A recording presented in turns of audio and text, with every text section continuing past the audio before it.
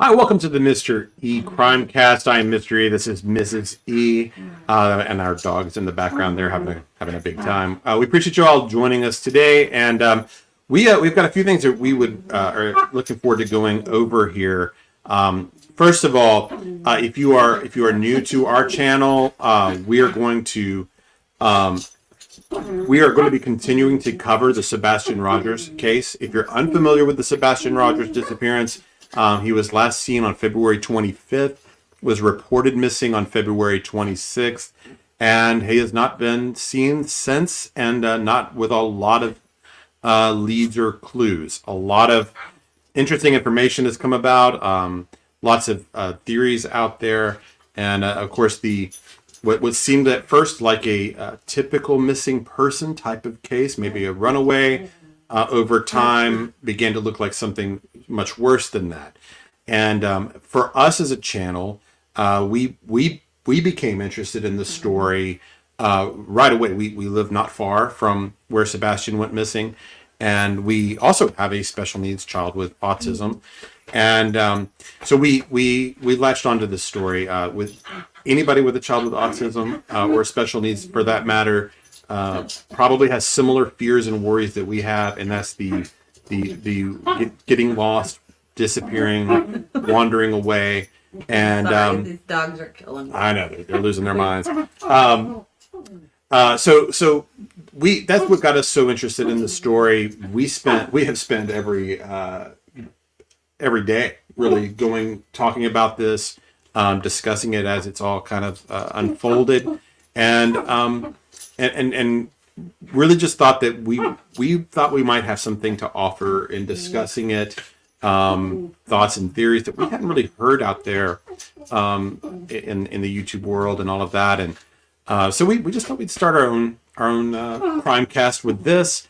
We will then eventually do other stories, but the heart of why we are here will always be Sebastian. So this story will always take number one priority for us until there is some resolution to it. Right. And I, like I've said before on other of our Crimecasts here, I am an optimist, and I feel like there will be a resolution. Maybe not a happy one exactly, but I do think this is not going to linger on for years. And I have a few reasons that I believe that.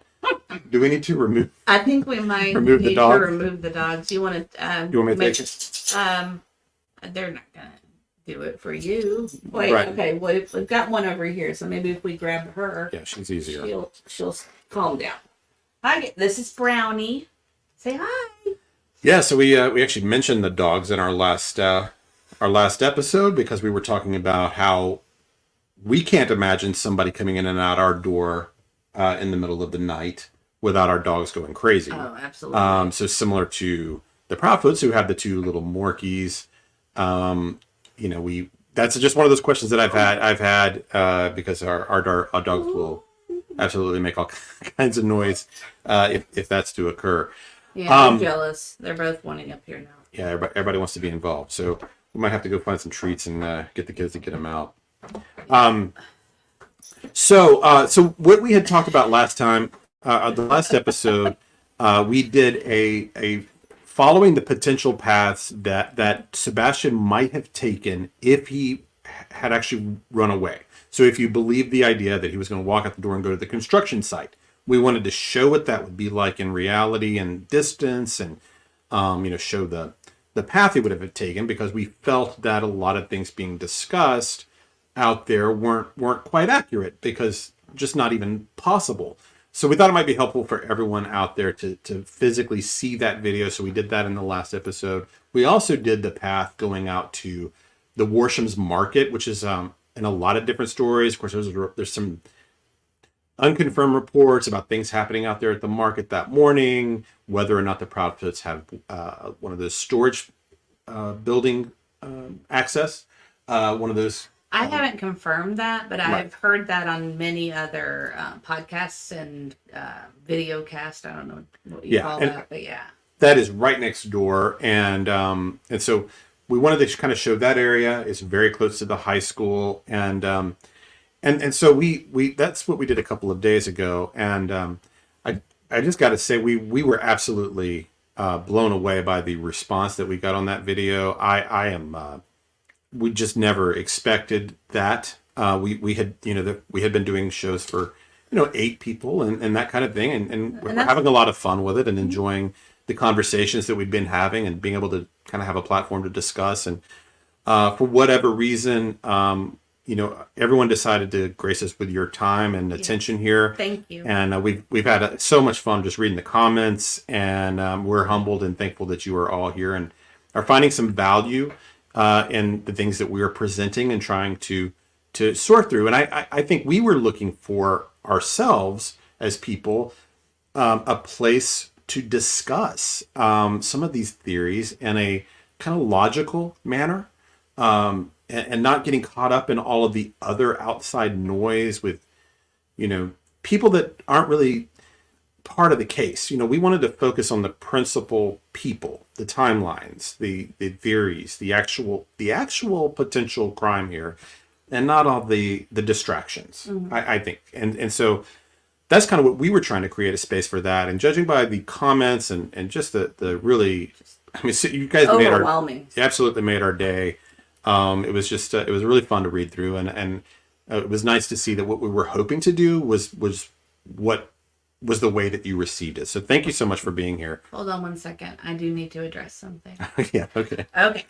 So one of the comments said that I looked like I was on something or high or something like that. I'm a 50-year-old mom. And I don't have time to be high or anything. What I'm doing is looking at your comments. I'm looking at my notepad. I'm also doing all the production live on camera because Mr. E is not really... techie. He's not techie. I'm not the techie. He's not techie. No. So I'm not high. And also, if you see me squint, it's because I have old eyes. And I'm trying to read what you're saying. So You'll pass any drug tests should we have. Yes, if we need to have a drug test, I'll totally do it. So yeah, that was some of the comments, of course, were kind of amusing with that kind of thing, and that was fun too. Oh, and I want to also recognize Olivia B. She volunteered to be one of our moderators since we are fairly new to this. We didn't really understand what moderators do, and she is doing an amazing job, and we want to thank her. Thank you so much. We really do appreciate that. That was really nice of you to volunteer to do that for us. We've had some comments. Do we want to go ahead and show some of these comments? Sure. If you start squinting to read them, right. Well, Rocky wants to know how the rolls were at Texas RoadHouse. I did not go yet. We didn't. We did the video. We've recorded the video, but we didn't actually. We were there early, so we were there. It was even before they were open, so we will go back there. That's not something we're going to record or anything like that because I think that's kind of tacky, right? But we will just go back there just to eat at some point. I'm going to do that. Which one are we looking at? The one on the screen. Okay. This is Shirley Batista. Hello. Looking forward to some more great insight to the Sebastian Rogers case. I pray God give knowledge as to where he is and what truly happened. Same here. I absolutely agree. So the reason we wanted to go into, do we want to do that video first? Do you want to do that, or do you have anything else before we start with that? We've got a lot of comments already, but if we want to kind of let me throw on the glasses here and see.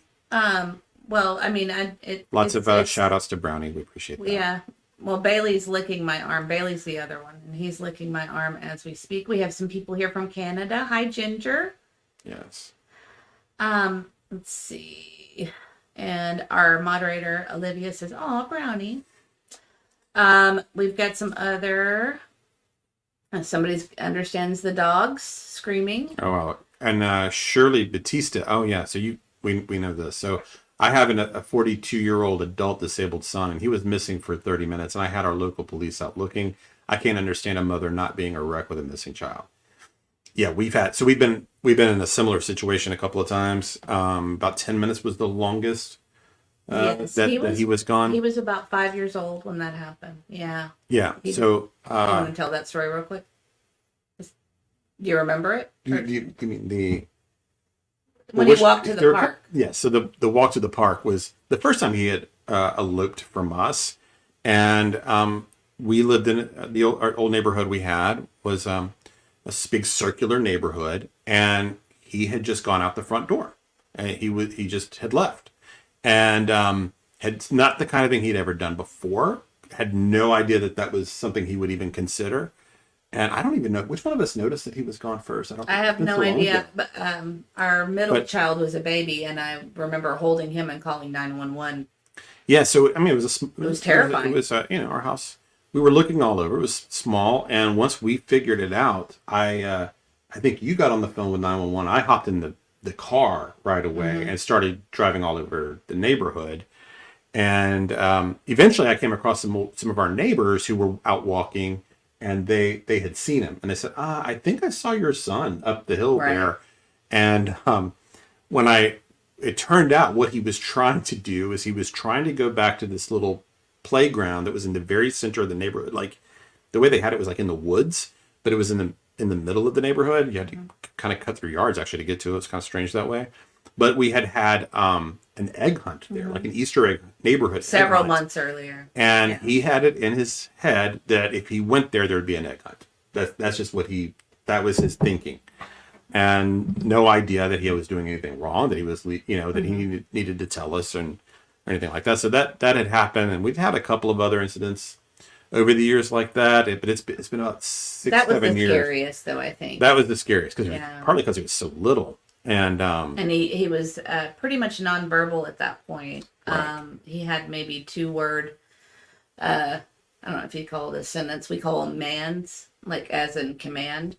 So he had 2 words like want cup, that kind of thing. Right. So, but anyway. 30 minutes. I mean, I'm sure that felt like an eternity. I am new to your channel. I saw your last stream and you guys are so sweet. And I think it's awesome. You guys have had a good input about having an autistic son too. Thank you, Sam. Thank you. Sam's pretty paranormal. That's another interest we have is paranormal. We are. And we're all over the place. We love everything. We are a little bit all over the place. But you want to get into this? I hope and we can do some more comments here in a minute. Yeah, I do hope that does give some. We do hope that the autism angle gives some perspective, and that's something we probably will talk about a little later. Sure. But do we want to do the video first? Do you want to do the video, or do you want to talk about the van, or do you want to go to that later? Whatever you got queued up. I've got all of it. It's right here. See. Let's do the Texas RoadHouse. Texas RoadHouse, okay. Because that's what we kind of promised. So if we don't get to everything else. Okay. So this would be on Sunday. That's the 25th. It was Monday. It was Memorial Day. No. Oh no! When we filmed was Memorial Day. I mean for Sebastian and Katie. Yeah, February. So, Make sure you say February. Yeah, we filmed Apparently this yesterday. He said September at some point, I did. and people got really upset. So February. We know it's February. Yes. So the Pistons misfire sometimes. But so we were here yesterday just to we thought what people might like to see is just the last place that had been proof of life, because there are some theories out there that you really can't completely dismiss. I don't hold it as my number one theory, but I can't rule this out. One of the notions I hear a great deal is after they left Texas RoadHouse that Sebastian never made it home. And then from there, there's varying types of ideas that perhaps he got passed off to someone else. Perhaps something terrible happened to him, or she had him exit the car, whatever. Most of those theories involve passing him to some relative or someone, right, some friend or whatever, or her doing the terrible thing and doing wherever she went after that. So we thought it might be good to check out the scenery. Here in the parking lot, we kind of panned around there a little bit. You want me to go back? Sure, let's go back and play it again. Okay. What I was thinking about here was if you were going to do a pass off in the parking lot, this would be a tough place to do it. So you'd have the big hotel, across the parking lot. It's right by a Sam's Club, a Starbucks, a wireless There's cell phone. Cameras everywhere. Yeah, so it'd be a pretty busy area, especially on a Sunday night. This is before they're open. This is like 10 a.m. or something like that. And so I think it's highly unlikely that he did not leave in her car from this point. In this area is the Indian Lake area in Hendersonville. So it's like the big shopping district, the movie theater and all that, which we'll see some of that as we go on. But Anyway, just thought this might be interesting to see if you had the theory that perhaps he was being passed off in the parking lot. It'd be hard to imagine that happening without cameras or people seeing it, at least.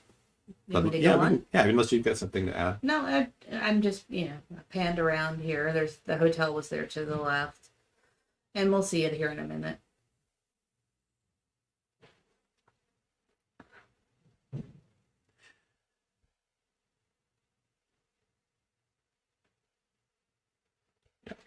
Okay, this is the side. We drove around to the side. And, well, it's actually the entrance, but we're kind of going counterclockwise around the building.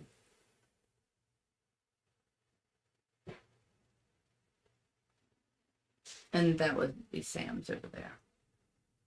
Yeah. Okay, so now we're driving around the back of the building because that's been a lot of channels have mentioned the wooded area. I mean, Yeah, so maybe if something had happened here, yeah, there's the maybe hotel. you could work your way over to the woods. Back there, though, you've also got the bypass behind There's the woods. also, you can't see it in this. There's also a gate or a fence as well. And you got the big hotel. Yeah, you and Sam's know, Club's over there maybe. to the left. But this parking lot would be pretty busy that time of night. Okay, and now we're leaving. Yeah, so now we're leaving the little strip mall area. We're heading over to Indian Lake Road, which is a pretty busy road also. Do you want to show the Culvers? Yeah, we're not quite there yet. This is, I think, Oh, right. yeah, That's we're next. so we just left the parking lot. Sam's Club is over to the right. We'll be making a left getting to Indian Lake here in a moment. So really any typical time of day, there would be a decent amount of cars. This is Memorial Day in the morning, so not as busy as you might think. Which is when I prefer to go out. Right, which is part of why we went that time of day. Yes. So straight ahead from us here is what they call Lakes of Indian Lake. Is that what it's? Shops of Indian Lake. Shops of Indian I Lake. just call it Indian Lake.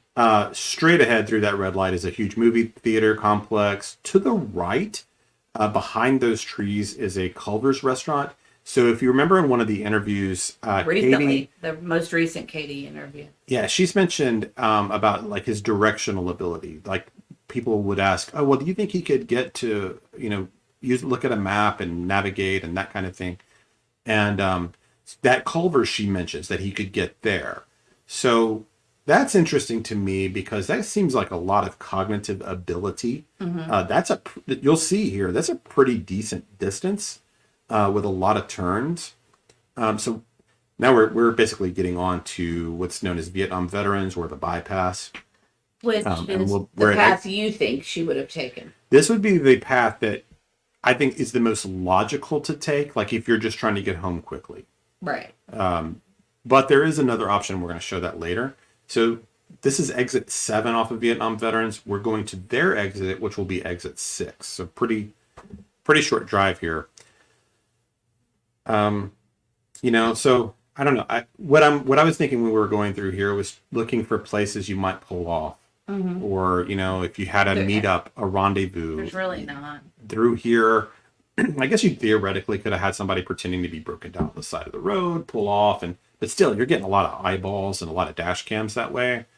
So I think, very busy all the time. I think anywhere from Texas RoadHouse through this point is very unlikely as a meetup drop-off kind of spot.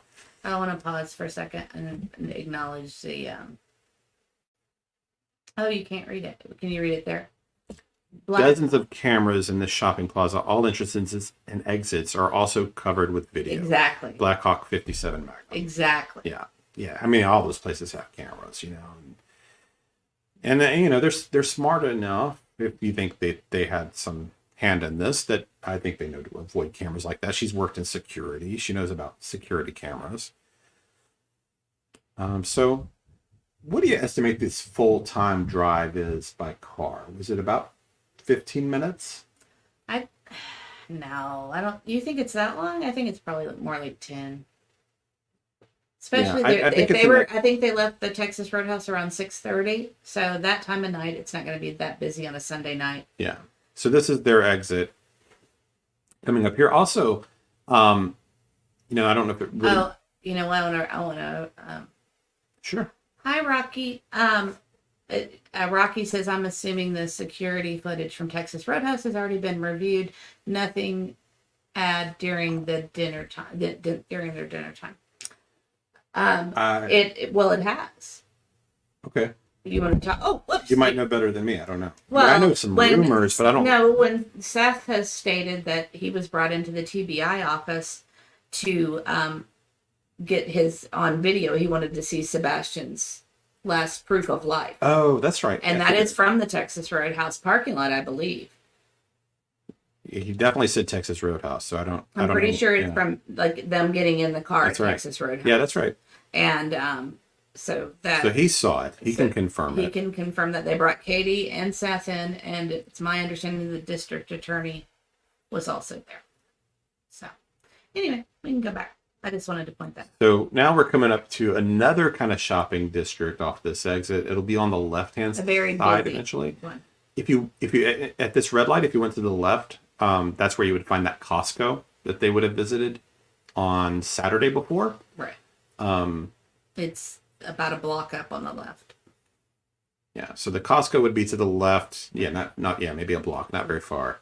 And then coming down here, this is usually a pretty congested little spot because you've got a Target and a Kroger and all of that over to the left, a Chick-fil-A and all those kinds of things. So this is the busier spot of this road. So I don't know. If I'm looking for a meetup spot between there and home, I'm probably thinking somewhere down here. Mm-hmm. There are a lot of homes. There are some neighborhoods, but there are some wooded areas. There's some little roads you could pull off of. Sometimes when you look at these woods, it's deceptive a little bit because a lot of the homes here, they just have a lot of acreage. Because this is, these are older. I mean, this was an older area, and a lot of the homes just had more acreage back then. I mean, nobody would build a neighborhood Not now. as many neighborhoods, more people with 5 acres or more. Yeah. Right. Especially here on the left, you'll see a lot of these trees and that kind of thing, but behind them oftentimes are the homes. You just can't really see them from the road as well. Probably should have panned over. I can read. But you can see there are potentially spots that you could pull off little drives, and there's some farm type of some farm drive, like some of those long road, like little dirt roads where you're going up to somebody's barn and that kind of thing. So the way Hendersonville kind of is, it's like house farm neighborhood, house farm restaurant neighborhood. It's all right. It's all kind of mixed in like that. And you had said millions of times because people keep talking about it being a rural area, and what's your response to that? Well, I mean, this is it's a town of 63,000 people. So just the town. I don't think of it really as rural. And there are some farms, but you're not out in the middle of nowhere here, Sorry, Bailey wants out of the room. Sorry about that. It's okay. Okay, we're still driving. So this is the more desolate little stretch, right? Since we filmed it, though, wouldn't the timing be pretty accurate? You were asking how long it would be from... Right. I did pause it, so... Yeah, we had really minor edits. You just basically paused. I paused at red lights. Yeah. So. Brownie wants you know. Yeah, maybe add a couple of minutes just for the red lights that she wanted to cut out because she didn't think that would be interesting. Okay, we're almost to their intersection. Even all these areas, there aren't a lot of great places to pull. I mean, anywhere to pull off is an entrance to a neighborhood or someone's house. You're still having cars coming by. It's like I've said a million times, it's a busier area. A lot of people like to say that it's not a busy area, but it's definitely a busy area. This is the road that connects from Long Hollow to Gallatin Pike, which Gallatin Pike's like Main Street basically. No, and it connects to Long Hollow. The other way though. Oh, right. Yeah, if you went back the other way, it eventually takes you to Gallatin Road. Right. And also the bypass. So, it's a pretty well-traveled road. So if you were going to do a pass off out here, again, I don't know. You're probably few places. So. Oh, sorry. Brownie. What are you doing? Apologize. So if, I don't know, I guess One of the things I think about with the pass off theory is your cell phone. So they're smart enough, I think, to know that their phones have the GPS tracking, like, right? Like they're pinging off cell phone towers. I mean, if you go with the theory that they did something to him, then they probably thought these things through. Right. So if you go with that theory, then they're going to know that their phones are being tracked. And I'm sure she had her phone at the restaurant. If she didn't have her phone at the restaurant, it would be crazy suspicious. If she turned it off for the drive, that would also be crazy suspicious. But so if she were going to pass off, you'd almost have to do it on the path, right? I would think If you did a big veer off without an explanation, like when, right, that's you'd almost have to do it if you were smart enough to think that way, which I think they're, well. I think they are. Blackhawk again has a great comment here. Okay. This wouldn't be a good spot to get rid of anything. It would be found quick. Yeah, It's true. I think so. So now we're back at Beach High School on the right hand side. I don't see a lot of great spots. You'd have to really turn down the road. I think you'd have to leave the door open. Yeah, I'll just leave it open. Okay. We've got dog issues, technical dog issues. Burner phones, yes. Burner phones, yes. I agree with you on that. But at this point, I'm sure that she had her regular phone with her. Yeah, but see, even if you did a burner phone, I mean, law enforcement's gonna be like, why'd you go to Texas RoadHouse without your regular phone? Right. And I'm sure Sebastian would have had his phone. Maybe. I mean, we don't And know. I'm assuming Our son has to have his phone with him all the time, but that doesn't mean Sebastian has to have his with him all the time. maybe not. Maybe not. We don't All know. kids with autism are different. Yeah. For our son, it's like his security blanket. Yeah. So Even if he doesn't even use it, it's as holding it in his hand. yeah. Kind of the fidget type of thing sometimes. Right. Like the flashlight. So anyway, we're back at Beach High School. Maybe you could pull off here, but again, you got cameras.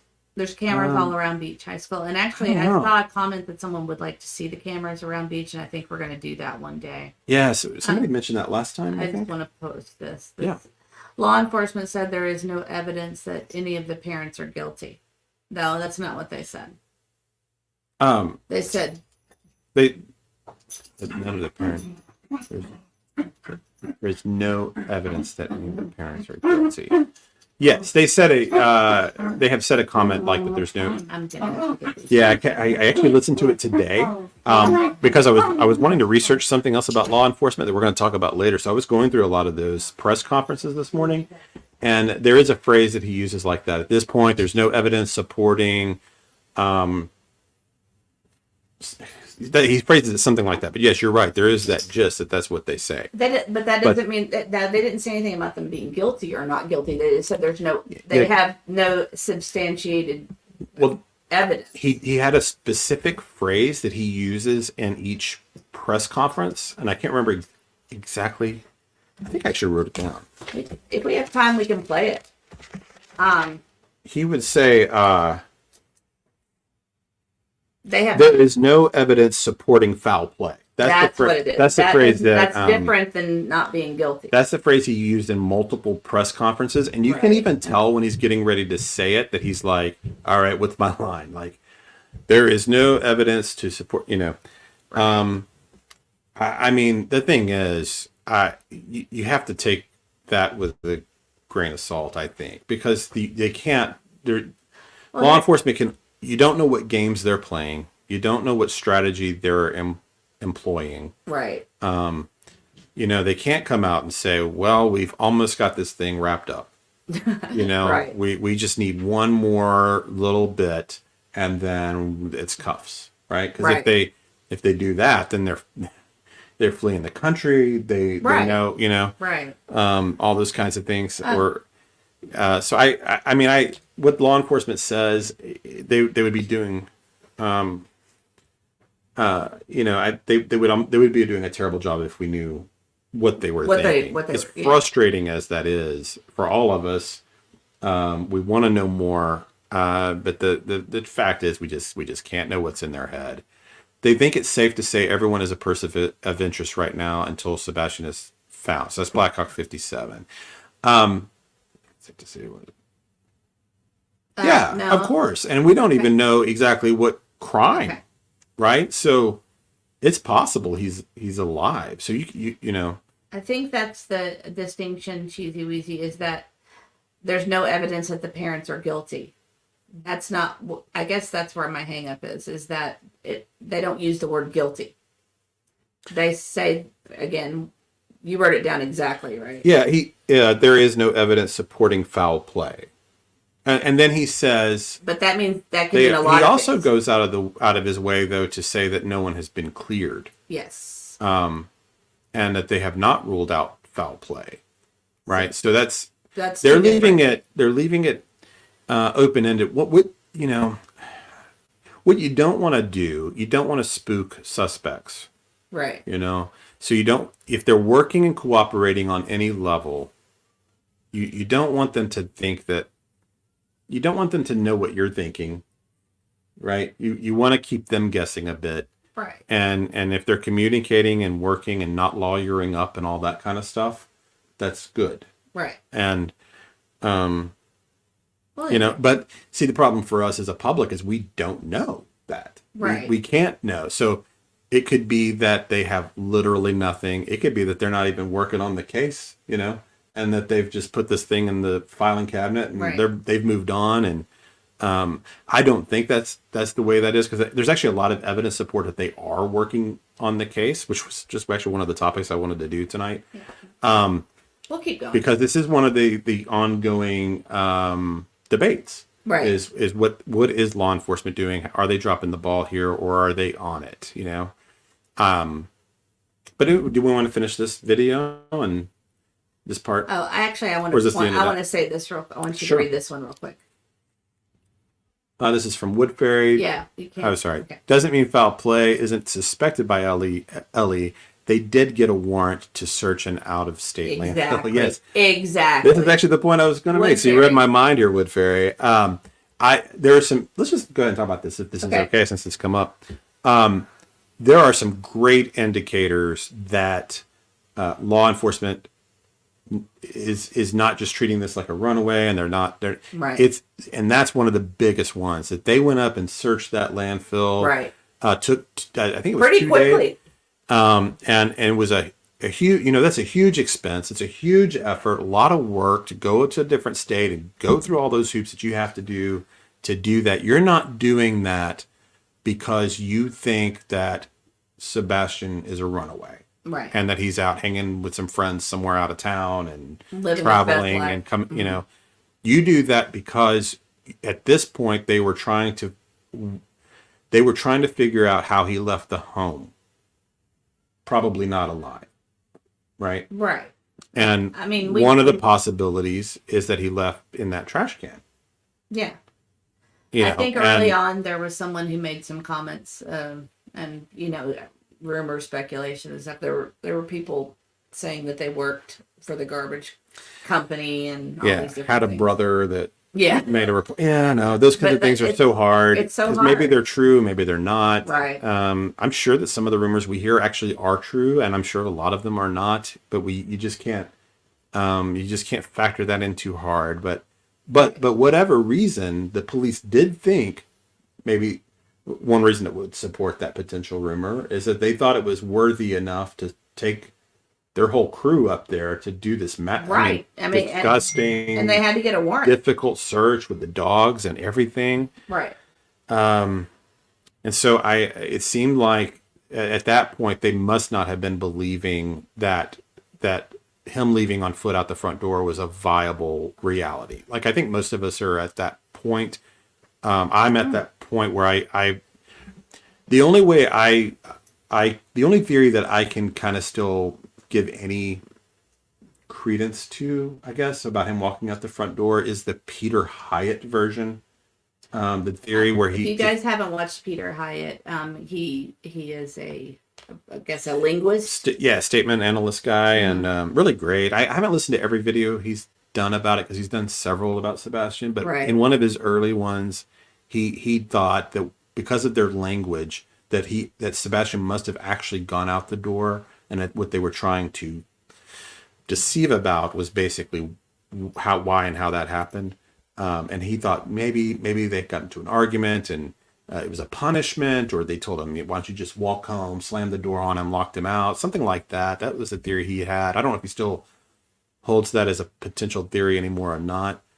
That's the only one where I guess I don't know. I just don't think that that's the case. I but like Black. I gotta respect. I respect Peter. I'm a fan Hyatt. of you. I like you, Blackhawk. I think we think similarly, but you seem to know a little bit more about this stuff.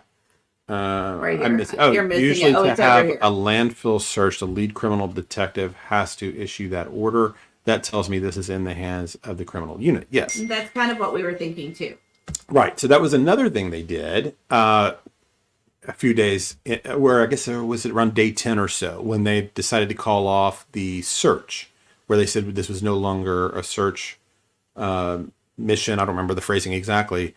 We are now in the investigative phase of the operation, or however they said that. But it was that they said investigative phrase. And I liked that actually from them, because you're kind of saying it without saying it. Mm-hmm. We're led to go, okay, investigate. Well, they mean criminal investigative, right? Right. But they don't have to say. I thought it was clever word choice by them myself. Yeah. So I appreciate that. So I think that's right. And on that same point, throughout the last several months, the DA has been actively involved, right? Like has been in contact with everyone about this. And the way things are supposed to work is that you have investigative bodies like the police or FBI or whoever. And then when they think they have something criminal, then they bring it to the DA. And then the DA chooses to prosecute or not. So you don't just bring rumors and theories to the district attorney and waste their time. You wouldn't approach the district attorney until you thought you were getting close. And whatever crimes they might have been considering, maybe they don't have enough yet. Maybe they're just getting their ducks in a row. Right. But these are the kinds of things that make me optimistic about it. I think they're doing their job. That's what I think's happening. Do you agree with that? We haven't really ever talked about this part of it. This is just my thinking. I get down some days about it because I get pretty sad about it because I want this child found. And I think, well, what are they doing? What are they doing? But they have a lot of pressure on them to get this case solved. And I do question that they haven't luminoled the house and all those things, because I would think that would be important, and that, it's been 90 days and anything that was there, I mean, maybe not blood, but anything that was there would be gone. A lot of time to clean up a mess if you made one. Yeah. And, there's just I've questioned some stuff, but at the same time, I do have faith that they might, they might just be keeping quiet for a reason. So, I wanted to tell you too that Aunt E is backstage if we want to add her in. Sure. So if you have seen it, she was not on our last episode. So if you are new to us, you don't know Aunt E, but she's been on our previous episodes as a guest. So we'd like to welcome her here tonight. Okay, I'm adding her to the stage. Aunt E. Hi, everybody. Hi, we can hear you. You're really loud. That's really loud, Beth. Oh, okay. Aunt E. Is there a way that I can turn it down? Is that better? I don't know. Yeah, that's a little bit better. That's better. Okay. It was like making it a little tinny, I think. How about now? So, that's good, but don't get too loud because you'll blow out our headphones. Okay. So I'm not sure about this. I don't know about this. Is new to me. Would you mind to click on Little Shirley 7? Little Shirley 7. Little Shirley 7 says, but they went to the wrong landfill. I don't know about this. There's multiple landfills. There's one for the neighborhood, and then there's one for the construction site. It's my understanding, and Aunt E, do you remember? It's my understanding that the one they went to was for the construction site, correct? I thought that the one that they went to was the one in Kentucky, and it was for the neighborhood. That's what I thought. But I've heard a lot of different things, and I forgot to mention this when we were talking about the landfill stuff. One thing that, just because we know about one landfill doesn't mean they didn't search another. It's my understanding that Nick Barris was tipped off that they were searching the landfill, and Yeah. that's how all the media found out about it, and everybody found out about it. So, is it possible they kept another landfill search quiet? Absolutely, right? So Yeah, I maybe they guess. did search that other landfill, and we're just not aware of it. I don't know. I We'll, think we'll look into that and see what we can find out, though. Little sure. Tammy, So I- Tammy had a good comment though. Another theory. Her theory was that someone could have grabbed him. That they could have been a familiar person to him, and he met them and they took him. It says after Katie went to bed, Oh. someone got his attention to step out and believe it was someone he knew, and they grabbed him. And that's a theory. Absolutely, it's a theory. Okay. All right. Okay. You know what? Well, there's a lot, so we can go back to some of these. Let's see. Do you want to keep going with the video? Auntie, you know where this is, right? Yes. Okay, cool. You want me to talk about anything else before I go forward? I was just reading some of the comments to see. Yeah, it's if hard the to keep up. discussion I'm going on sorry, there. guys. Actually, I have a question. If somebody, I've been searching for something all day today. So somebody in the chat, maybe you know this. So there's the part of the story where you'll hear sometimes Katie and Chris mention that the dogs followed a scent to the construction site. And yeah, you have been searching all day. I've been looking for it. That's why I was going through all these. And we're trying not to work with hearsay. We're trying to work with, Right. Facts. Trying to nail it down. And I keep hearing that law enforcement confirmed that, but I can't find law enforcement actually saying they had a scent that went to that construction area next to their neighborhood. I can find Chris saying that law enforcement's told him that, and I can find Katie saying that. Right. But I can't find it from their own mouths. Right. Saying it. I was going through. I kept doing every research I could think of to come up with that video. You even were listening to the dispatch. I listened to the dispatch. They don't talk about a scent on the dispatch because I had read somewhere that on the dispatch you can tell, and they don't. They talk about footprints. Pardon me. They talk about some footprints at the construction site, which is kind of interesting in and of itself because they obviously they don't turn out to be Sebastian's, but again it shows you just how ridiculous it is to think that Sebastian went traipsing through that area without leaving a trail, because they said there were footprints everywhere leading down to that retention pond. Right. So that in that dispatch call. So that's why what we're trying to do is eliminate these. There's 100 theories, and we're trying to eliminate what we can to try to get closer and closer to the truth. And so that's why I keep eliminating that. Yeah. So anyway, I want to just mention this. My Life says that's what KP and CP said. It's not true. The dogs got a hit on the garage, and that was it. And actually, that's interesting that you say that, because in the beginning of all this, I was speaking to a friend of the family, reaching out, letting them know that we would be happy to help because we have an autistic child and we might have some insight that would help them. And one of the things I was told, because I asked questions, because like you guys, I'm very much, I don't know if obsessed is the best word, but I'm very much keeping up with everything in the case. And I asked the family friend, so do you know any news? Things, we had no information. And the family friend said the dogs got the trail.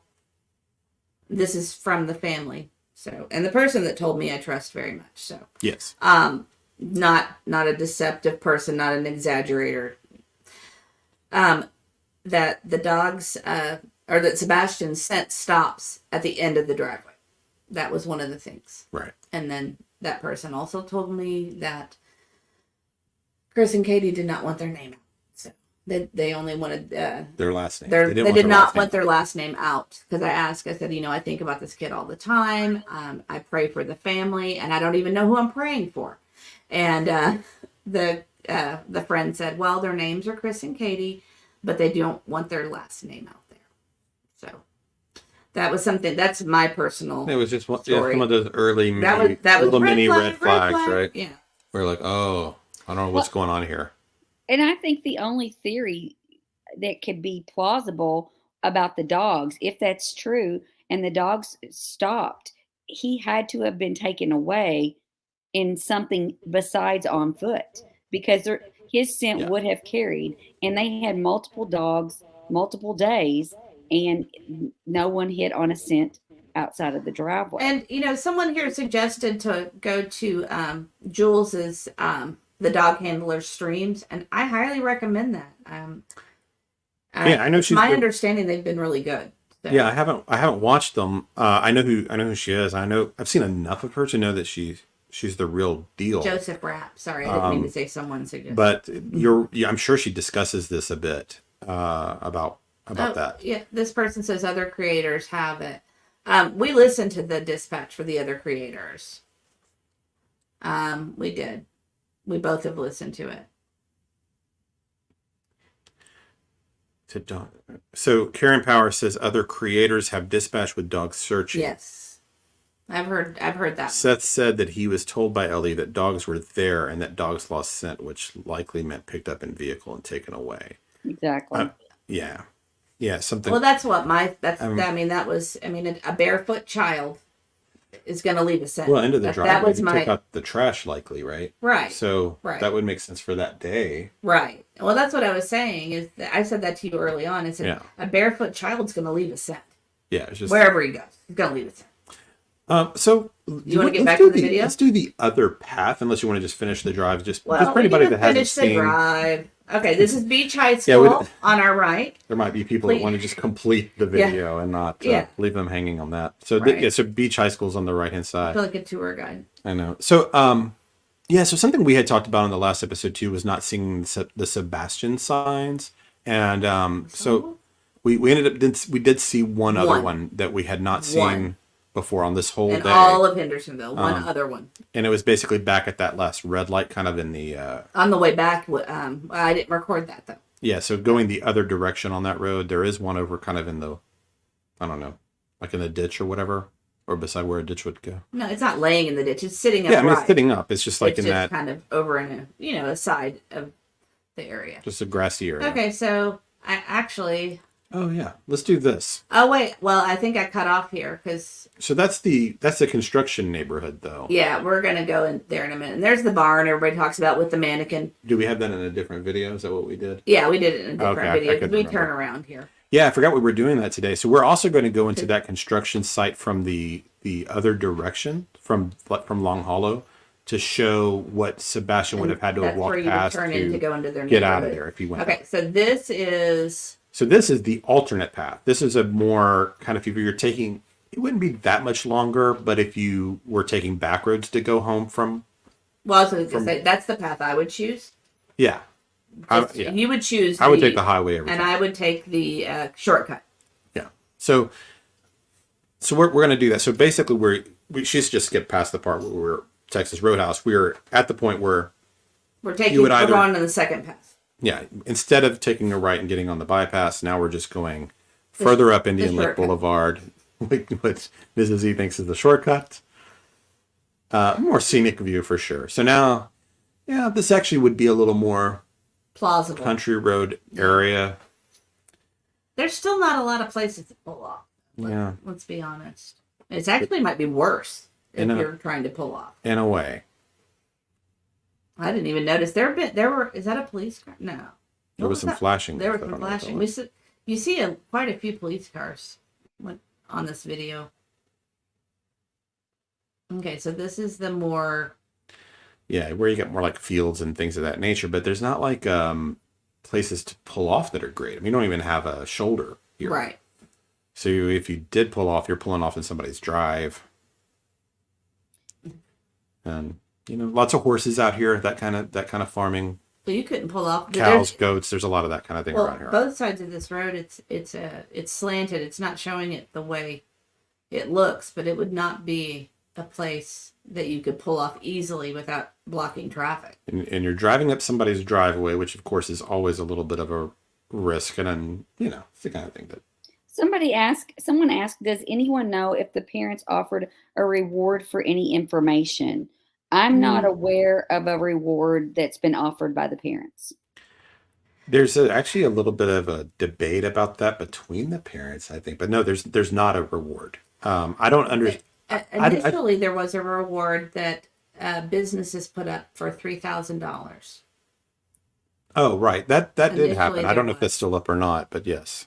But I think there was some But sketchy stuff that the, went on with that. there's some kind of disagreement going on right now between Chris and Seth about a reward. I don't know about Um, that because I but don't, I didn't. I Like I avoid said, that stuff. I've not been as interested into getting into the.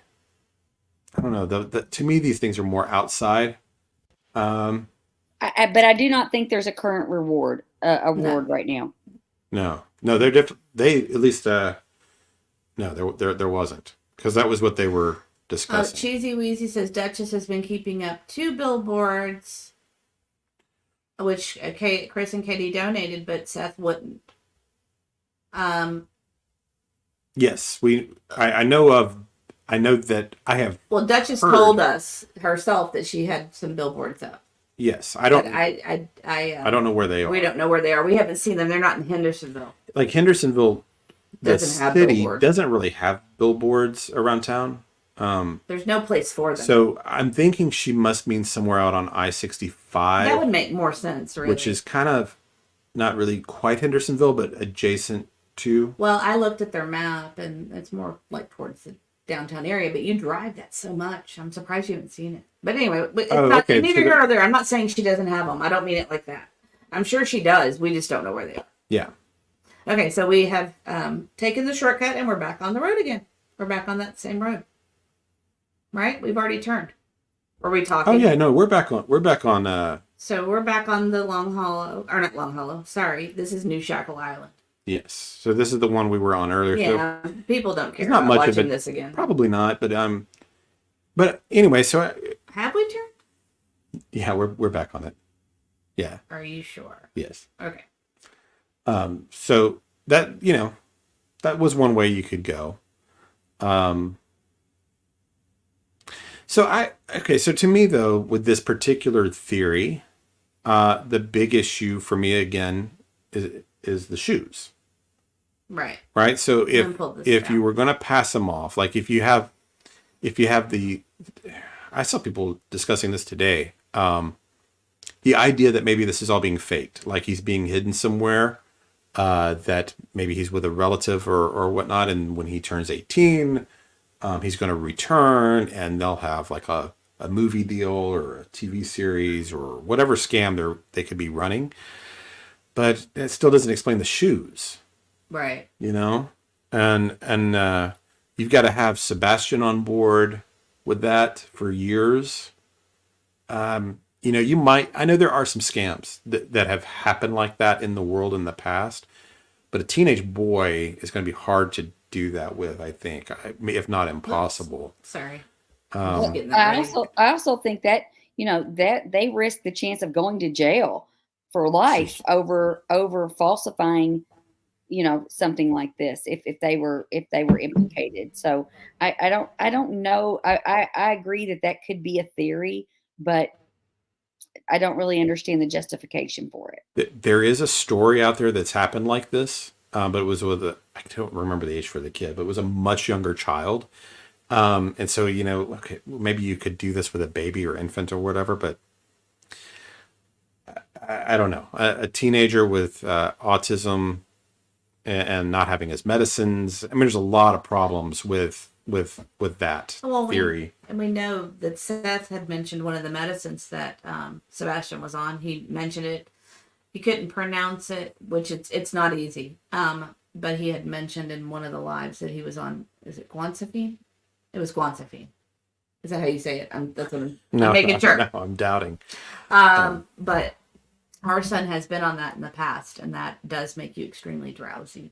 It does. It Yeah. does. Like we had to stop. That's why we eventually, worked with the psychiatrist to get him off of it, because it was just making him too tired during the day. Good evening, Mr. and Mrs. E. Oh, that's so sweet. Oh, Switzerland. Floral heart. That is so nice. My life says theory. I heard he was with Amish people, but could that be possible? And that's another kind of crazy. theory. I can't imagine that he would be with Amish. Well, I'm trying to figure out if there's even there's really not Amish in this area as much as there's the Mennonites. There are Amish in Kentucky, I know, in rural areas, but I don't see them around here, but that doesn't mean they're not, in a neighboring county or something. This came from, I guess there was in one of the interviews, they said something about they were asking, Chris said that. They were saying something about cultural influence or whatever. And no, Chris didn't say it. They were asking if he thought that might be something he would be attracted to. And he said the Amish, like that. Right. I guess that culture, I didn't see that part of the interview, but I guess he said that culture was appealing to him, and that's where this is coming from, I think. But okay, so the thing is if you were gonna do this, why is he not with shoes from Texas RoadHouse? Why are you putting him in a car and then taking his shoes home and leaving him by the door? This is what he does with me. Every theory I have, he comes back to the shoes. I think the shoes issue dispels like half the theories that are out there, because you can't explain the shoes in half of them. So the pass off without his shoes makes no sense. I heard this was something I saw earlier. Not a lot of people were discussing this, but this was on one of the Facebook pages, Mysterious Case of Sebastian, I think. And they were talking about the bowling shoes. They said, well, he went to that Strike and Spare. Which we go to twice a year. Yeah. Twice a year. Our child with autism is obsessed, and we have to go twice a year. Right. They said, so if you go to the Strike and Spare, do they give you your shoes? Maybe that's the shoes he was wearing, and that explains why the shoes are missing, but that's not the case. I mean, like most bowling alleys, that is one where you have to return the shoes. You do have to return the shoes, but I will say that they do allow you to take the shoes and not turn your personal shoes in. They don't keep your personal shoes.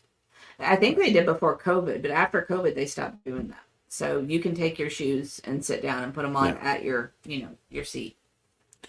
So I don't know. That's just, I think an unlikely explanation, but that's something I saw kind of. Do we want to do the construction site?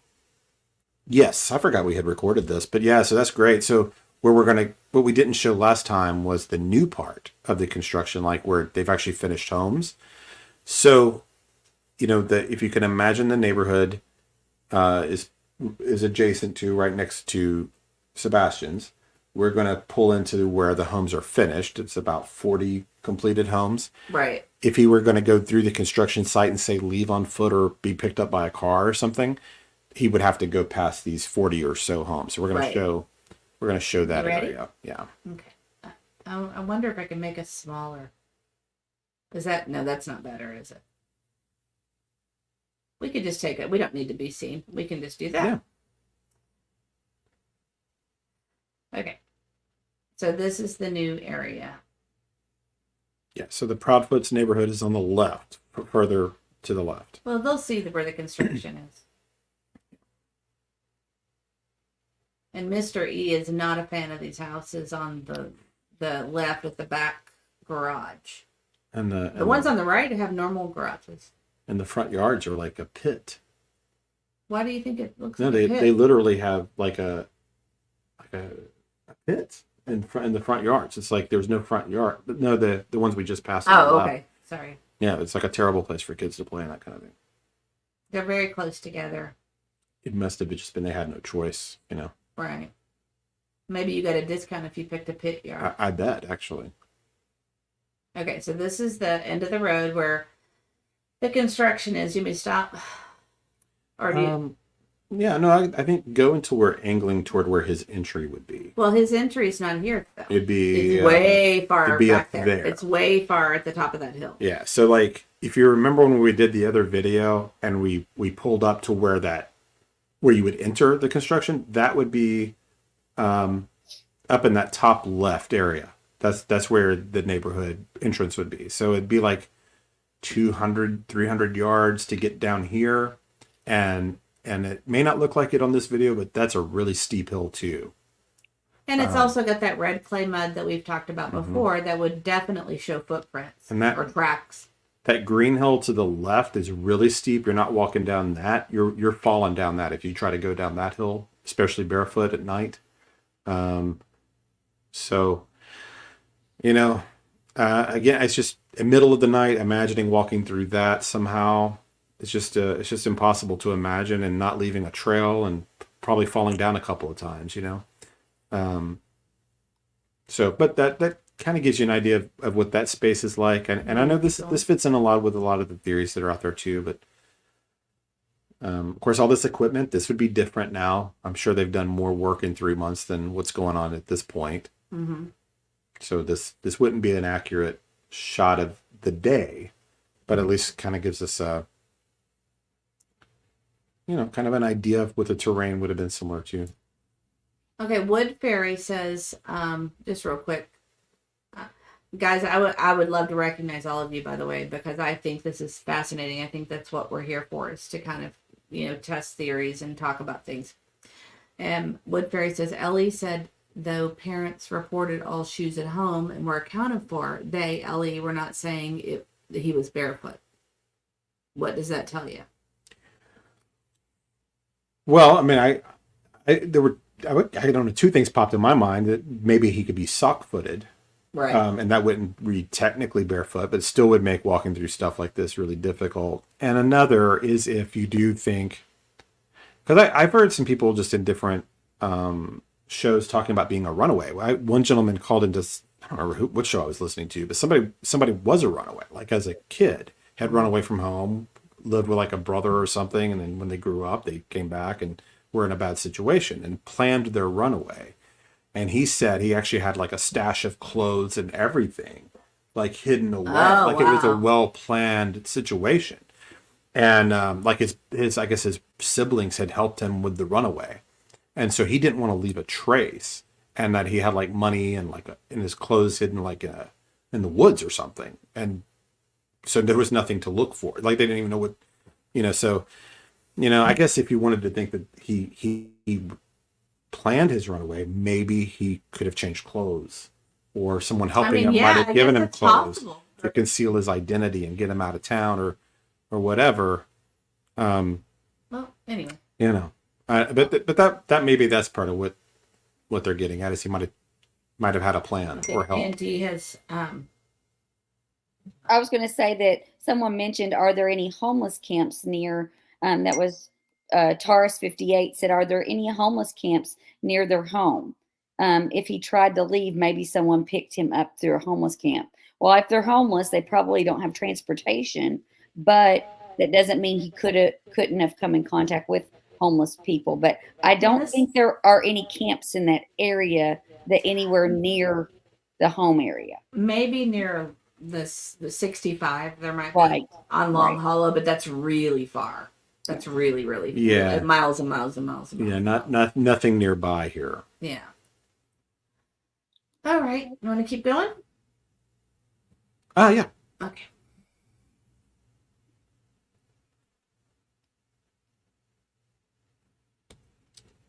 Oh, thank you, Olivia. Yes, please hit the like button to help out our channel. Thank you, Olivia B. Please like and share. Aunt E, you missed it. Olivia B is our first official moderator. That's amazing. We're fancy. Thank you, Olivia. Yeah, so that's the rest of the neighborhood. I'm reading a lot of these. You guys are kind of having the same thoughts we are. Like, my life, didn't KP say all the doors were locked? If so, he ran away and locked the door behind him. Of course, that doesn't make sense. You're right. Blue Eyes says it's not just that. I just see how no one would have any footage of him if he walked out that door. He is 15, autistic, no shoes. He's not the Invisible Man. I mean, if you wanted to put the problems with the story, that's it in a nutshell. Right there, right? I mean, that's it. It's all the factors. And we can actually, I've got the other video from the first, last one we did, available if we want to go through the neighborhood. Again, if people want to see the other side of the construction. Yeah, because we don't know who's new tonight. Yeah. And wasn't here. So this is essentially, we're getting ready to leave. I'll just play this out because we're getting ready to leave this. But you can see though, there would be a lot of people down here, and then it's about the same ratio, about the half of them having the door cams and stuff like that. So even if you came down here, again, you're getting a car, you're getting a walker. And that's another thing. People are like, why? They live in a $700,000 house. Why don't they have a door cam? Why don't they have security? And I will tell you, this part of the world, that's not unusual for people to have not have that stuff because we are pretty, I don't know, sheltered. Is that the way to put it? I mean, it's a safe area. I know it doesn't. It doesn't seem like it may not seem like it because of the story, but we don't. This county doesn't have just a ton of crime like this. Right. I mean, there's things that happen, but generally right. people do feel pretty safe. I like little Shirley's comment. That's what I was going to say. Yes, the comment was great. Little Shirley 7, a runaway, is going to take their phone and game system and shoes and a backpack full of extra clothes. Right. Exactly. And actually, I agree with Blue Eyes too. I don't want to believe the mom is guilty, but it's hard to think she isn't. It's exactly how I feel. I don't want anybody to be guilty. I want him to be found, and I want him to be found well, and safe, and alive. You find yourself making excuses almost because you. I did at the beginning. You so badly want to cut him a break. Like I know early on with her behavior, especially in that first week or two, and it's like I was going, man, why is she not out there on the news? How do you know these are the routes taken? Southern gal. I'm sorry, I have to jump in here. Sure. Go ahead. Explain why these are the routes they took. I don't know what you're going to say. So go ahead. I'm sure you have a nine. No, I'm just saying, no, what I mean is that there's no other ways to go. We don't, but so the reason it would be if convoluted. If you took a different route than one of these two, if you're planning a crime and you need to do like a drop off that later on when Ellie is looking through your pinging off of cell phones, right? It doesn't look weird. Like if you drive 5 miles into the country out of the way, they're going to question coming home from dinner and they're like, why are you in this foresty area at 7:03 or whatever time, if you were going to try to do a drop off on the way home, it would have to seem somewhat seamless, right, to not raise suspicion. That's why to us looking at those two paths, well, those are the two quickest. Okay. Anything else would be out of the way. Benefit of the doubt, no foul play whatsoever. If you're coming home from Texas RoadHouse, you're going to take one of those two paths. That's just what it is. It is. And any other way, you're adding another 5-10 minutes out of the way, and again, you would be like, you'd have to have an excuse prepared to give to law enforcement, like, oh well, I was going to get gas over at that gas station, or I was going to visit a friend, drop off mail, whatever. Right. Angela asked, where's the video showing Sebastian came home after the Texas RoadHouse? Yeah, they've not shown that, have they? That's a good point.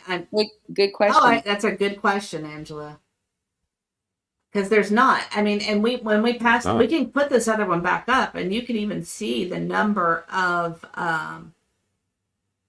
Let's see. Did I put the same one up twice? No, that's right. That's why we wanted to start at the Texas RoadHouse, because that's all we know for a fact is that he was there, and after that, we don't know. Right. There's about 20. What was I going to say? There's about 20 door cams. If we just sat and paused and started counting all the security cameras on this street.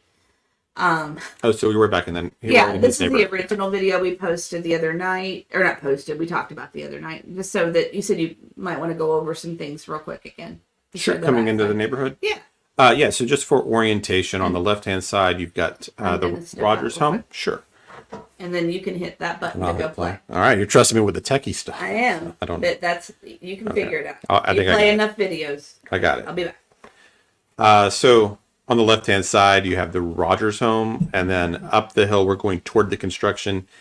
Earlier today, when we were showing the new homes, the construction area, that's to the right, and then behind us is Long Hollow Parkway, which was that main road that eventually takes you to his high school beach. So the reason we were showing this the other day was just basically to show the path that Sebastian would have had to have taken if he were going to the construction site. And kind of stuff that we talked about the other day was basically that there are no sidewalks, there's no street lights, so that does make, that really does hurt, because if you had street lights, the cameras would have done, maybe got something. So that's a shame that they don't have them over there. I know with our security system, we get notifications every time there's movement in our driveway, movement at our front door, movement at our back door. So also, if there were lights, you would be able to see that movement, and people would have had notifications. Now, whether or not they were able to get all of those videos before they may have went, because sometimes people have subscription services and they delete after so many days and there's no way to get them back. So we Right. don't really know how much footage they got of that evening to know if they saw anything, but nothing has ever been brought up that anything was visual that evening. And in a dark street, it's going to be hard to see something like that. It is. And some of those cameras, have better, technology to pick up at night and in the darkness than others. So, man, you know what I would love to know? I would love to know at what point did law enforcement stop believing that that their number one theory was that Sebastian was a runaway, or was a runner. Like, I'd love to know if they're How many days into it? did alarm bells go off right away, or did it take them a couple of days? Because if it took them a couple of days, that's less hopeful that they're going to solve this.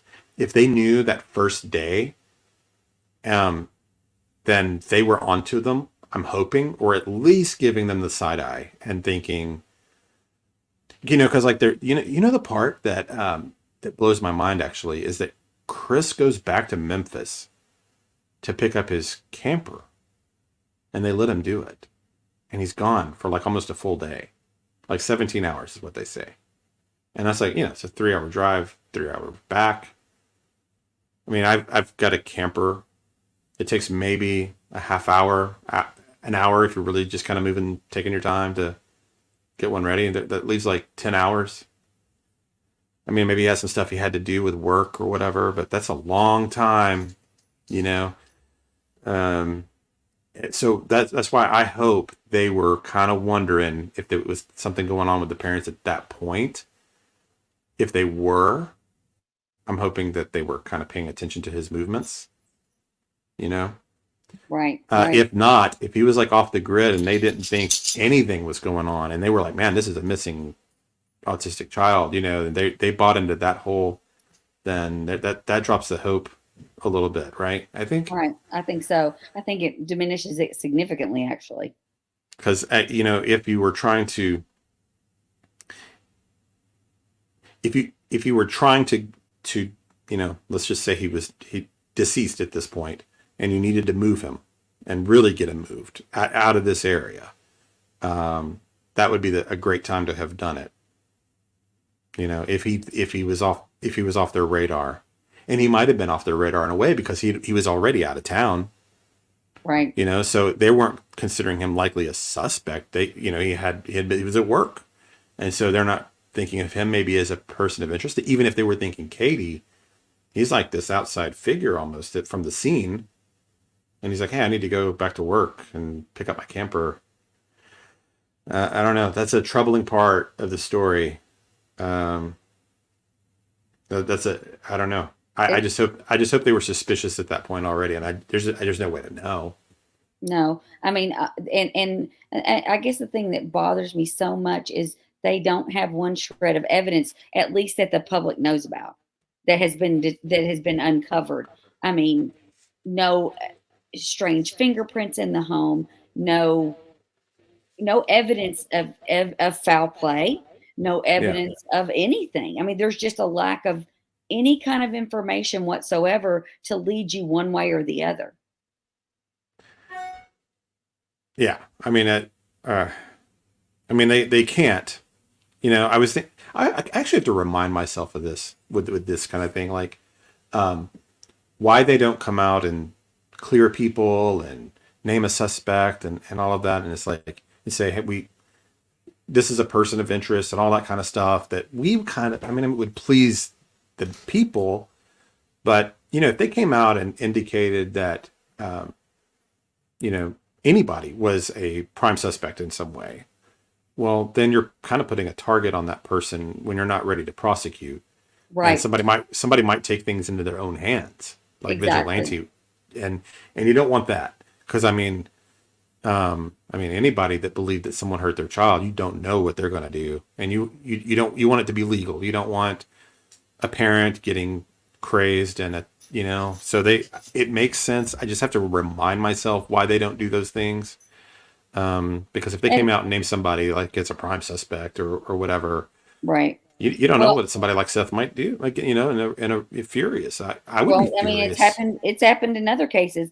Valine Morris said yes, and they need to have reasonable information to get the warrant signed by a judge to grant that request. They don't just sign them, and there has to be probable cause. And there's just a lack of information, so that there is no probable cause right now. We have nothing, and I think that's why this case has been so engaging, because there's just a lack of any solid information anywhere, and it's left everybody to speculate what could have happened.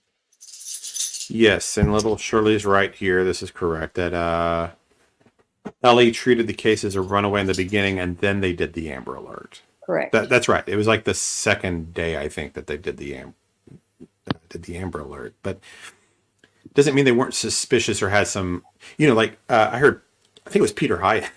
I know I'm like doing a plug for Peter Hyatt tonight, but he's great. So one thing I heard him talking about on one of his most recent shows was that he was hoping that as soon as they called the sheriff's office and not 911, that was big red flags for them, because that's such a weird thing to have done, to do that three-way call, calling the sheriff. He's hoping that alone was enough to make police at the scene go, something's not right here, you know. And actually, there is another indicator that maybe they were wondering. They asked about the shoes, you know, because that's one of the things that, as a technique in these types of situations, when there's a missing person, is they ask, so where are where are their shoes, and are they accounted for? It's like a standard thing, because everybody always forgets about the shoes if you're committing that type of crime. This comment, you can read it over here. Sure. No 911 call, so no recording or location on Katie either. Right. Just saying. Yes, absolutely. I mean, it's crazy. I mean, I've never heard of anyone having an emergency and not calling 911. You need to talk toward. I wouldn't even. Right. That's where I wouldn't even dream of it. You know. I mean, I never even heard of such a thing. But there's a reason for that. It seems. You know, there's just too much. Well, and Lisa made a good point just about that. She said, but that's not true, because if that was the case, they wouldn't have gotten a search warrant for the landfill. So they felt like something happened that they got a search warrant for the landfill. So that is true. That's All right. And that's one of those things that kind of just sticks out there. It doesn't, like, if you're looking at all the specifications of the case and everything that's happened, that one incident really doesn't go with the rest of the things that have been said. I mean, they did get a search warrant for the landfill. Yeah. But why? You know, what did they present to the judge? That's a good question. I had not thought of it quite like that. You know, what was the but they had to behind it? Yes. So Well, this is a maybe good something point, too. similar to that rumor about Dane Crawford has a great point. If they announce a suspect, it could bring danger to the kid if he is still alive and in their custody. Absolutely. Absolutely. So there's a lot of reasons why they hold this stuff back, and then strategically might release more. Clarification. Sam's pretty paranormal asked, wait, did they call 911 or the sheriff's department? Yes. So they called the sheriff's department on a three-way call where they don't record it. And his explanation eventually became that he said, well, I knew that if you call 911, you've got to route out to the sheriff's. And so to cut the middleman, we just called straight to the sheriff's department, which makes no sense at all. I actually really like this comment too. Holly Mathis, I don't know about all of you, but I'm married and haven't talked to my husband on the phone for 3 hours since we were dating. And maybe not even then. I've never been on the phone for 3 hours. And I agree with you 100%. Yeah. That is a very strange fact of this case so far. Very strange. Yeah. Okay. You guys want to keep going with the videos, or You want to go down our list of things we want to talk about? Do you want to do the van? Yeah, let's get over to the van. This is kind of fun. Yeah, this is kind of different. And again, there's So, there's that red dirt. The last video we did was about, I think it was titled something Keep your like, face towards the microphone. I apologize. I'm still kind of new to this. So, the last video we did, it was titled something like Katie's van is gone. And it wasn't our intention actually to do that. The reason we were here that day was to film the paths that Sebastian might have taken in the various theories and kind of talk through it. And then while we were out there, we just, driving by the house, we noticed that the van was gone, which I had not seen that van. I've never known of the van to be gone. Maybe it has. I just didn't know of it. So we're coming up on the Proudfoot home here. There's the woods again, because that bothers me, because a lot of people have been saying, oh, well, maybe he got lost in the woods behind his house. Yes, that's a ditch with like some weeds and a couple of little trees, and there's also and the houses back up to each other. So his fence ends where the next property begins. So he would have had to jump the fence and go through right by people's houses and stuff like that. And it doesn't make any sense to do that. That ditch bothers me. Yeah, but people think that's the path that was taken. It doesn't really. There'd be no reason that I can come up with. And the next house, I believe, is there, so you can kind of see back there the fence. You see the fence back there. Yeah, that's good. And then, so this is their house, and there's the lack of a van. Yeah. So so we're like, oh well, let's put that out there that the van is gone, and we talked about it a little bit on the show, different ideas. Maybe somebody suggested maybe it had been impounded. We're like, we have no idea. We just know that that's a possibility. We kind of discussed a little bit about how it was potential evidence that we just there were different theories that maybe he had been moved in the van at points, and not that I subscribe to that theory exactly. I just know that was of concern to people about the van. A lot of folks have been worried about there being evidence in there and whether or not they'd had a chance to search it. I'm sorry. Okay. Someone said, would that van fit in the garage? Well, I actually have that to show as well. So let me see where that is. Why is it? Oh, there it is. Okay, so I'm going to add this. And okay. So this is when the van was there. And as you can see, it's got the kind of racks on top. And it does look like it's too tall. Yeah, it looks like it's a little too tall, I think, to actually go into the garage, because I think that would hit. And maybe it's deceptive. Maybe it could. Maybe it could just barely fit.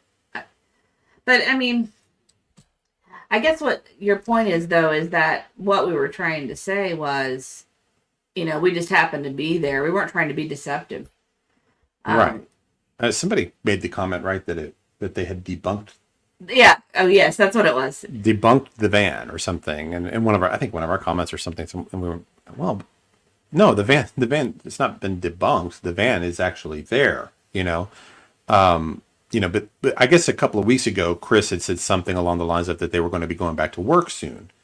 And so maybe she had the van at work. We don't know. For all we know, she got fired, had to return the van. Maybe Ellie had, we don't know. But the van being gone was not debunked. The van actually is gone. I mean, we weren't just, it was just funny to me, Nike it's not like we did. Has a great comment too. I think you should put up. Okay. I guess you can't really hear me because I'm not close to the microphone anymore. Okay. I guess part of what I was trying to say is that it's really funny that it's debunked because, I mean, it's not like a deep fake. Right. We didn't generate it through AI that there was no van there.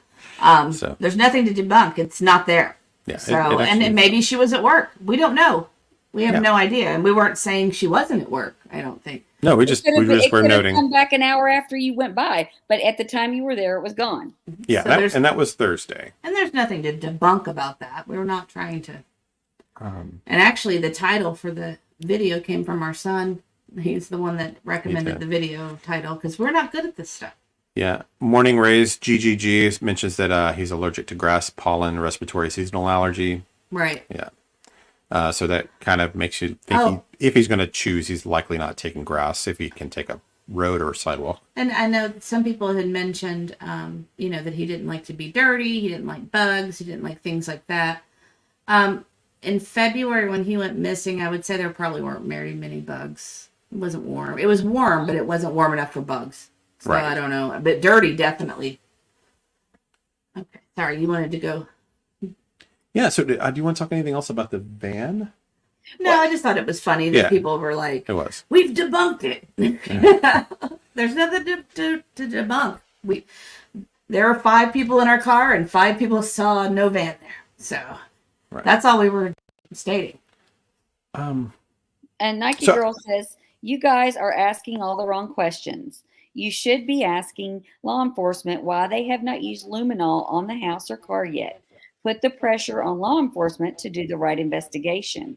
And I totally agree with you. But the thing is, law enforcement doesn't tell us anything. They have been very uncommunicative with the public about this case. There's very, very little.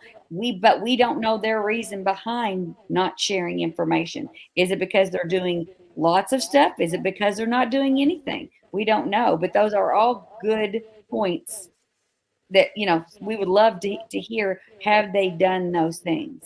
Well, we know they've searched the home multiple times. I think 10 was the number that Chris may have given at one point. But like luminol, the thing is that he does live there, so there's going to be his potential. I've heard right? that before. Maybe in the sink he would have blood from brushing his teeth, from all kinds of stuff. So let's say it were an accident, like an argument that got out of hand, a fight or whatever, and he got pushed, something like that, and there was an accident, and then they had to cover up. Then the luminol could be helpful. But if it was planned, it's probably not going to have been messy like that. That was we discussed this the other night, and I said, women typically don't do messy things. Yeah. So if it were a lady doing this, then it would likely be like a poison or something, right? I don't know. Something that's not going to leave during like the Renaissance, maybe poison. I mean, if it's planned, then you're not going to deliberately leave a scene. You said when during the Renaissance. During the Renaissance, that women use poison, and that right. I was just joking. It just sounded kind of antiquated. PGH Deb said, why hasn't law enforcement had any pressers for updates? We have no idea. I don't know. Good question. That would be great. I don't know. I mean, I think it would. I don't know. I mean, I know the public would like to hear. I don't know what they're going to be able to. I just don't know what they can say. What questions they're going to be able to answer at this point. I wish they would.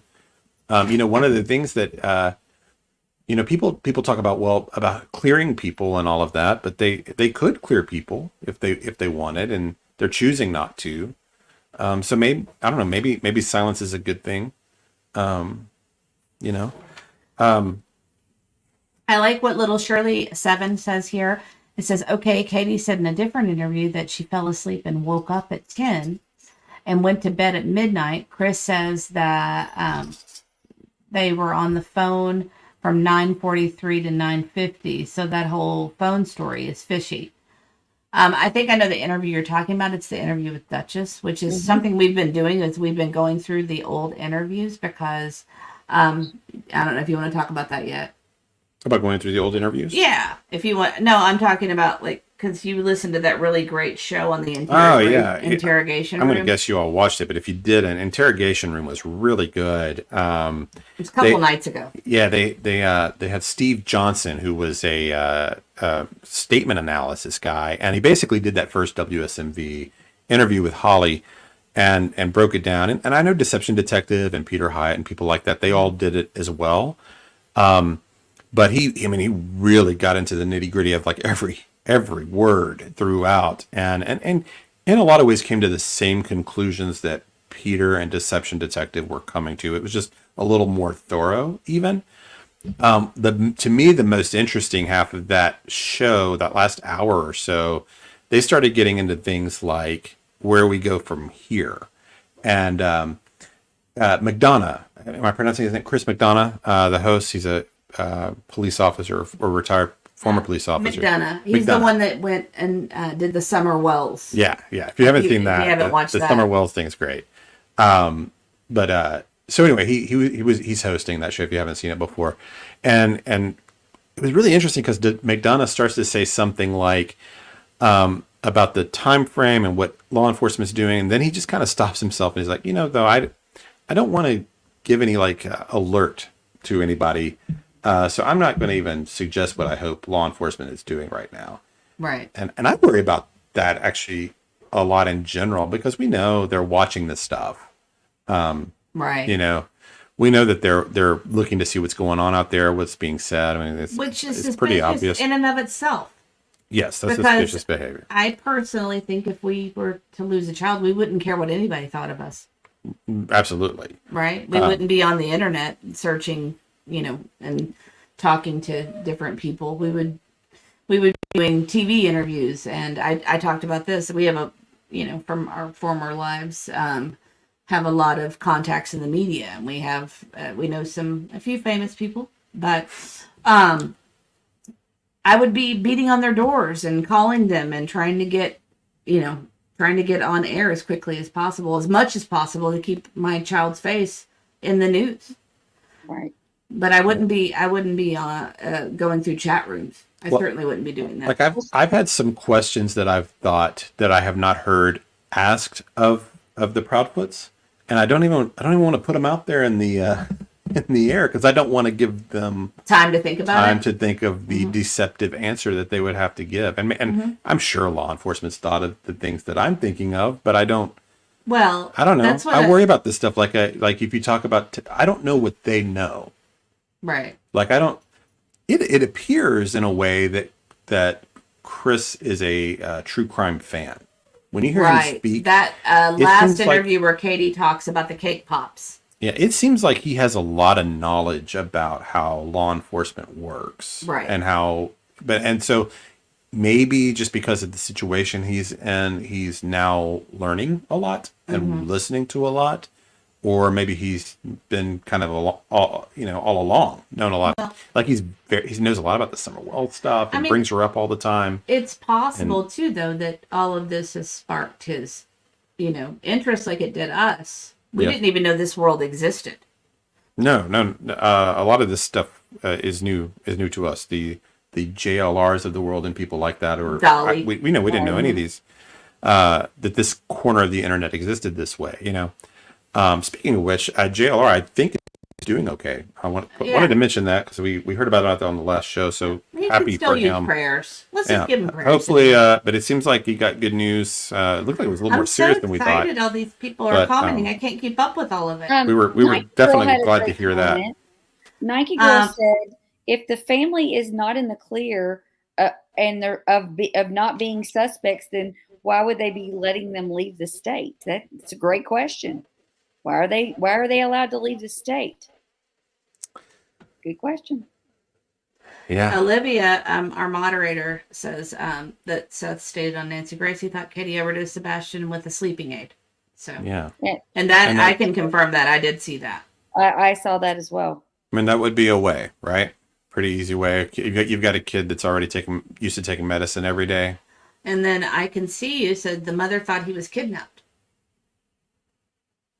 Oh yeah, that was eventually something that she said. At first, they basically just weren't giving any theories or wondering or anything, and then eventually that's what she subscribed to later. But the kidnapping out of their home would be, I mean, she would have had to not hear it. She would have to not hear it. The dogs would have to not hear it. Somebody would have to know their code to come in. Right. Not leave a sign of a struggle, anything at all. Not get caught on a car cam or anything like that. I mean, it would be if you think it happened in the house, which I don't even think that's what she means. I think she means more like he ran away and then got grabbed. I guess that's what I bet that's kind of more what she's getting at. Yeah. Okay, this is something I don't know if we've ever even talked about this, but of course it's a huge part of the story. Can we do PGH Deb 412? I can't get over a thud. Very descriptive word as a parent. I'd want to know what it was, in my opinion. Absolutely. So if you have... Something weird's going on with our microphone. Oh, I can hear you just fine. are we okay? Maybe You're it's the loud and headphones? clear. That's so weird. Yeah, that was Okay. strange. Loud and clear. Bailey, I think, needs to go out. So I texted our son to come take him out. Yeah, he needs to go out. So Do you you want guys me to keep do that? talking. I'll do it. Do you want me to? I can No, do it's it. fine. I don't mind. Okay. I'll take him out. Sorry, guys.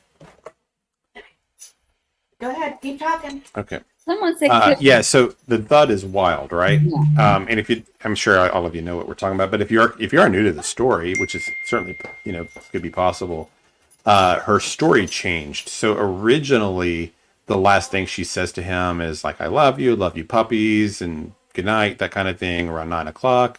Then that story changes pretty drastically over time. Then it becomes she hears a thud around 10 o'clock.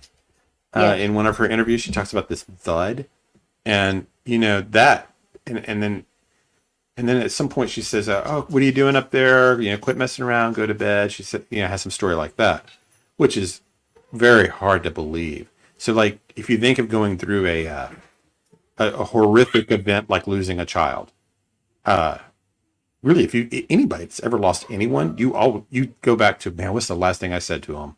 What's the last moment? And so, the I love you puppies, if that was true, that happened that way, would be just ingrained in your mind. You wouldn't later forget, oh yeah, the last thing I said was, what are you doing up there? Oh, quit making noise, go back to bed. That'd be so in your mind. It's not something you would remember later and talk about. It would be a very core memory for a parent in that situation. You know what I mean? Right. And then it's a thud. A thud is a certain kind of word, and this is a child too that has this. So this is where I would love to know more about this kid's medical history and reality. He has that chromosomal deletion disorder, and it can affect people very differently. So it's not like everybody's the same. It affects everyone very differently. And he had to wear, which I did not know this until just a few days ago, that he has to wear, had to at least times wear this breastplate over his chest. And you can see it in the picture where he's, there's like those 5 or 6 pictures that are everywhere. So if you've seen the one where he's in the passenger seat of a car and he's got like a little jacket on, you can see that breastplate. It's about the size of a fist or so, like over his chest right there. So that would lead, yeah. I know Seth said that he had discontinued wearing that quite a while ago. So Is that right? Yes. He said that in an interview when someone asked him about it. He said he didn't wear it anymore. So I don't know how long it's been since he had it on, but I have seen some of those photos. You can still see it on him. Did he address why he needed to wear that breastplate in particular? Was it a surgery, or did he say was it just a condition, or did he go into that? It was a developmental condition with his chest, and they were trying to get it back in place.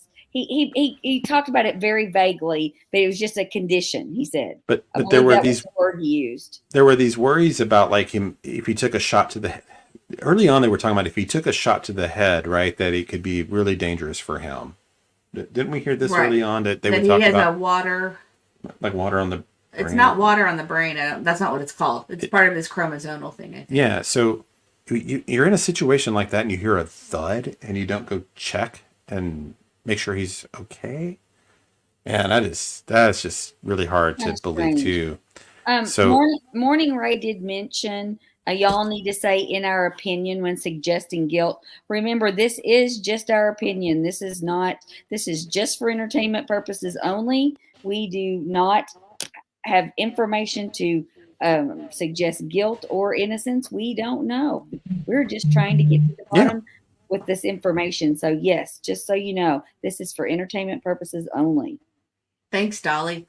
Right, the Dolly display. That sounds like the Dolly. Yeah, We've been watching a little too much Dolly. I'll just tell you that. Yeah, I don't think we've called anybody guilty of anything. I think we're just throwing out theories. We don't know. We're kind of. I think it's pretty clear we're giving our opinions. If anything, we're very much saying we don't know. There are some unanswered questions, and there's some things that just don't that aren't lining up and making sense, you know. But I do have a hope that if we all work together, we can piece this together and help solve it and help find him and help bring him home. It is. I mean, it's possible. I know that people kind of laugh at stuff like that, but it happens. I mean, sometimes people notice or see something, and you know, crimes get solved in lots of strange ways. You know, you just never really know what might crack something open. This is actually a good point. Hi, Justice Jane. Thanks for coming back. I remember you from last time. You've got a great profile picture. Someone had mentioned that he was 15 and just last year diagnosed him as autistic. I wonder how he made it in a regular school setting all of those years before being diagnosed, or did he have an IEP?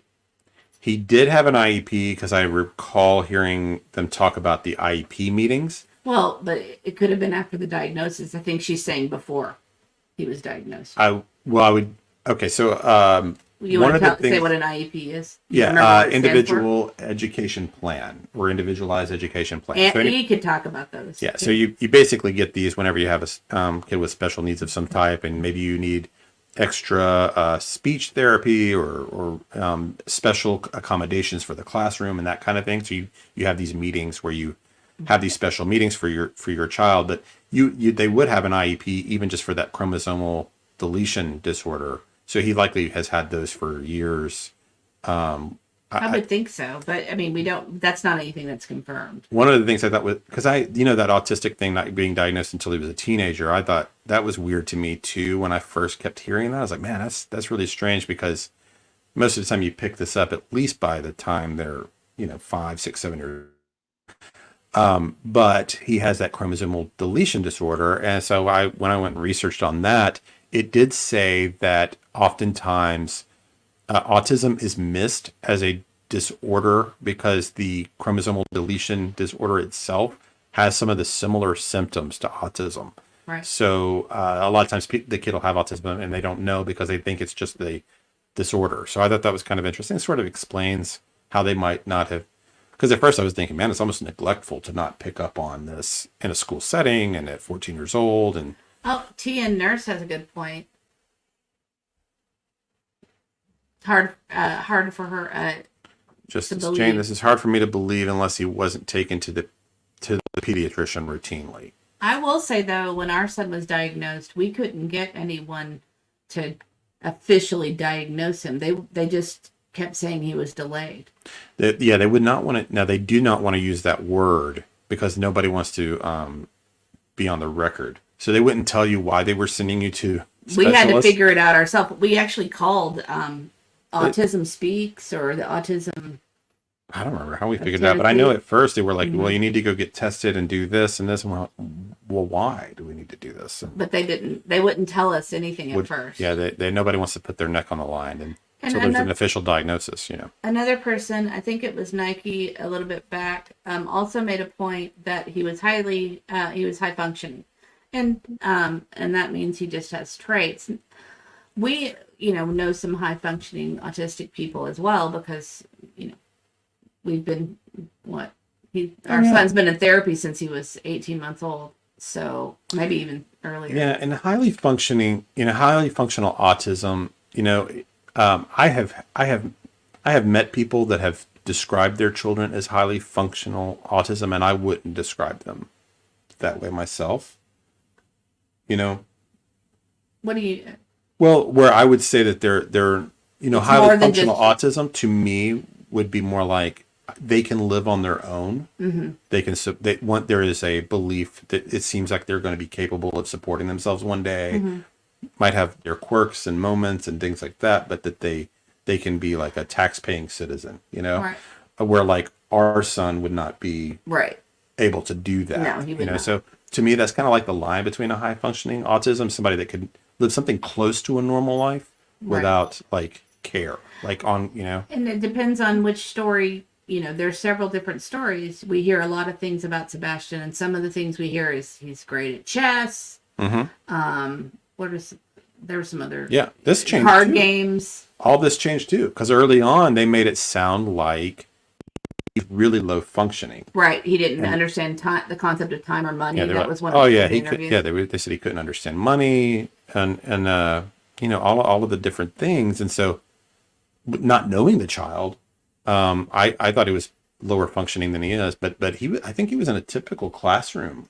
He was in a typical classroom. Yes. And he was. playing chess and being able to, you saw the drive we did earlier. If he knew how to get to Culver's, I mean that's pretty high function. That's a lot of turns, long roads, and he was able to have, I'm even not by sure how their this own person stories, knows this. they were able to have conversation. He was able to have conversations and discuss Sure, things and yeah. topics and It's very with different. nuance and have humor. And well, let's read this quick. And I want to mention something about a video I saw today too.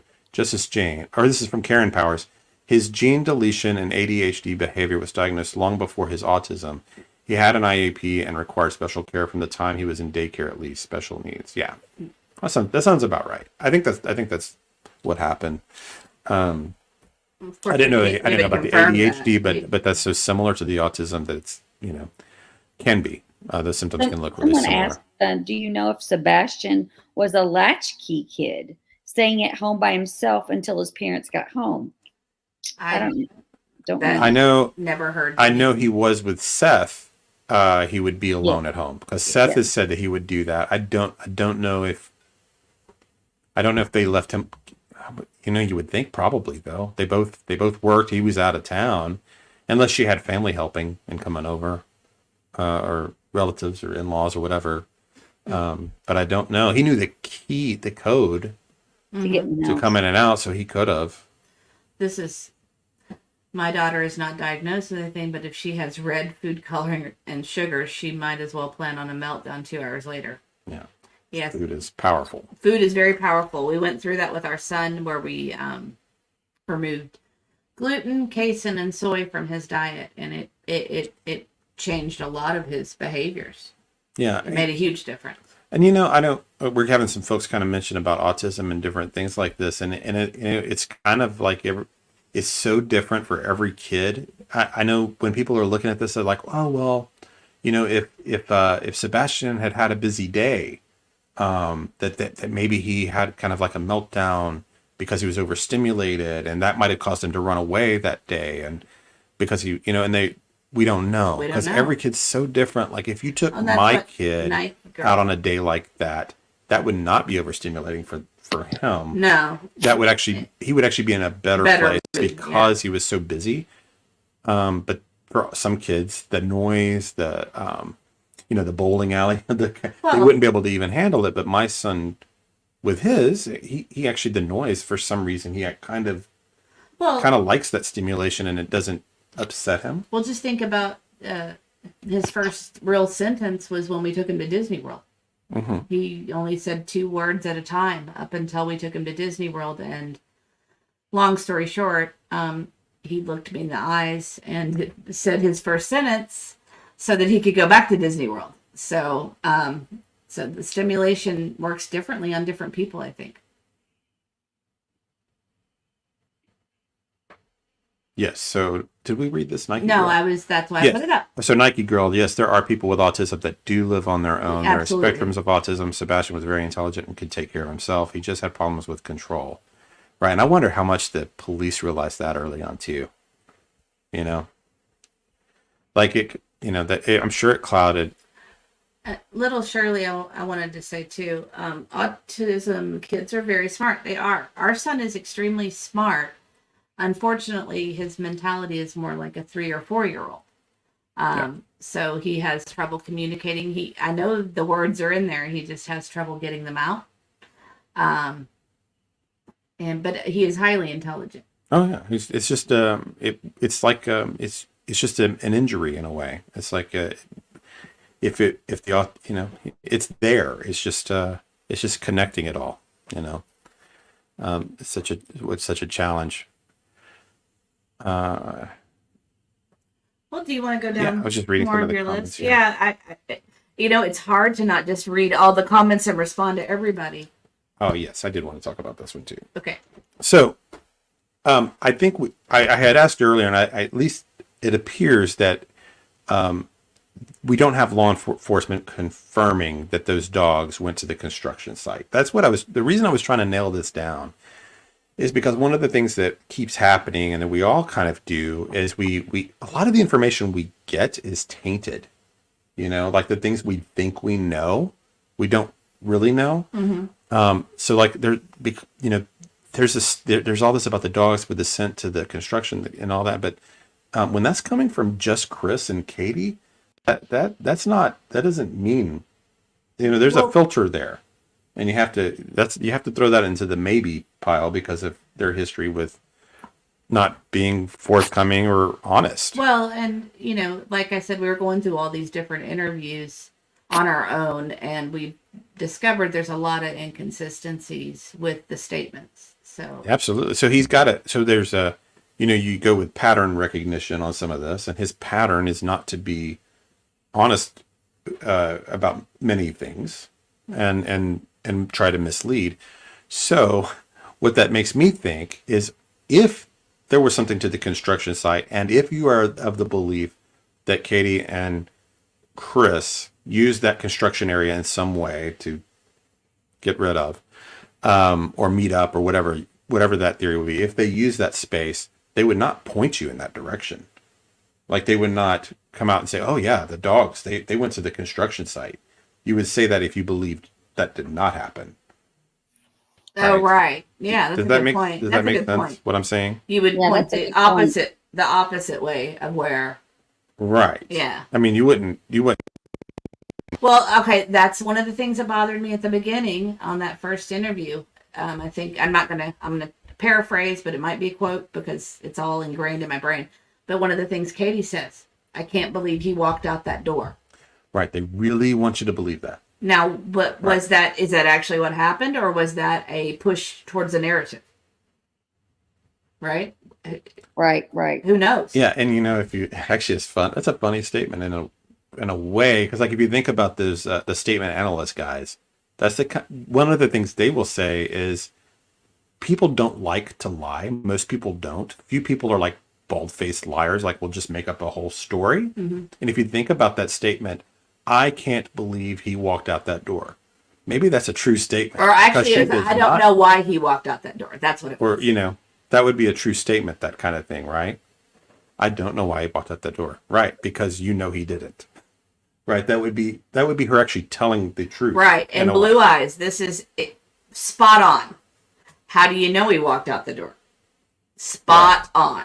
That's Right. exactly. I can think of several Chris said ways. the same thing. His comment about it was he walked right out the front door and the door was locked. I mean, Mhm. it was just a weird phrasing that he used in that very first interview about what happened when he described it. And I don't know about you guys, but at first I gave them a lot of grace on this stuff because I was like, maybe that's their lingo. Maybe that's the way they talk to each other. Yeah, I was definitely making excuses. One of the ones I kept doing was, maybe she's just like not maybe she's a shy person. Well, Maybe she's just camera shy. Maybe she's just the kind of person, because there are people that you get. Mrs. E is one of them, and I hate this stuff. There are people that, camera. stage fright is like the number one fear for people. And so maybe I was making these excuses in my head. Maybe she just couldn't get out there and talk to the crowds and go out there for the walks because she was just so paralyzed in her phobias or something. Like, I was making these excuses for her. And then after a while, there were just too many to keep. And I went through a whole thing with, when she went to Mississippi, I said to him, I said, sometimes I said, there are people when they have terrible things happen to them, they can just stand up and fight right away. And then there are some people that when bad things happen, they just shut down and they can't function. Right? That I was making excuses like that as well. Maybe she can't handle being alone. Maybe it could be a lot of things. Maybe she's severely depressed. There's just a lot of different things, and without information, all we can do is speculate. So sorry. Yeah, and they're not doing. Well, they are doing interviews, but it's not. You know, Sally Mae says, could she be on the spectrum? She seems unusually detached. I mean, is she, I mean, I don't know. So when you're listening to the interviews lately, one of the ones I listened to, the one where they were talking about the snacks and that's a things good one. like that. I mean, they were really like giddy, like laughing.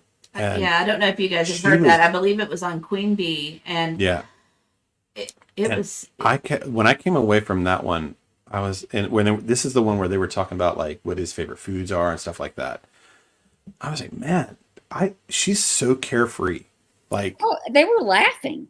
and not like uncomfortable laugh, like I've not been that carefree since I was a child. I don't think, like, Well, she was just freely laughing. I'm like, man, why are you so loose in this situation? And It was odd. man, it was weird. It was a weird interview. Yes.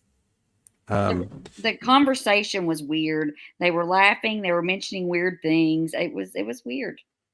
it's just hard to understand, you know.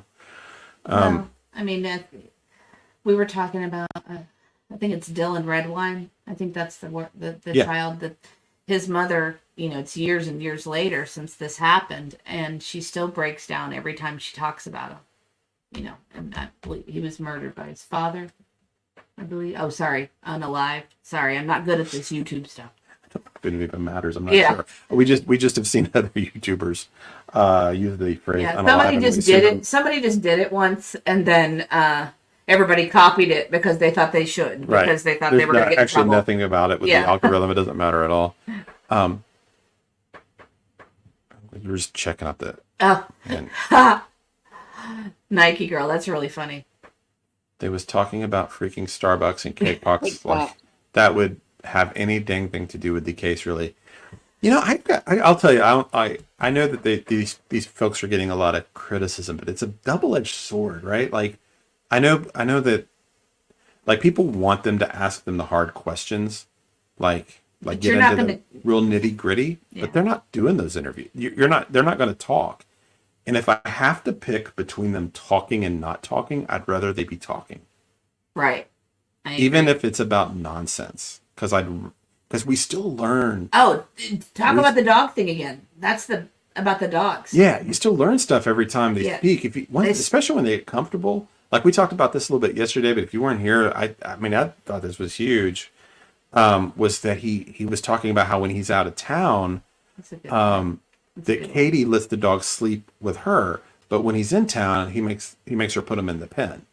And it's like, wow, so you were out of town when Sebastian went missing, but Katie supposedly had the dogs in that pen. Right. But when she went to bed, because he even says it like, oh, Katie, go put the dogs away and go to bed.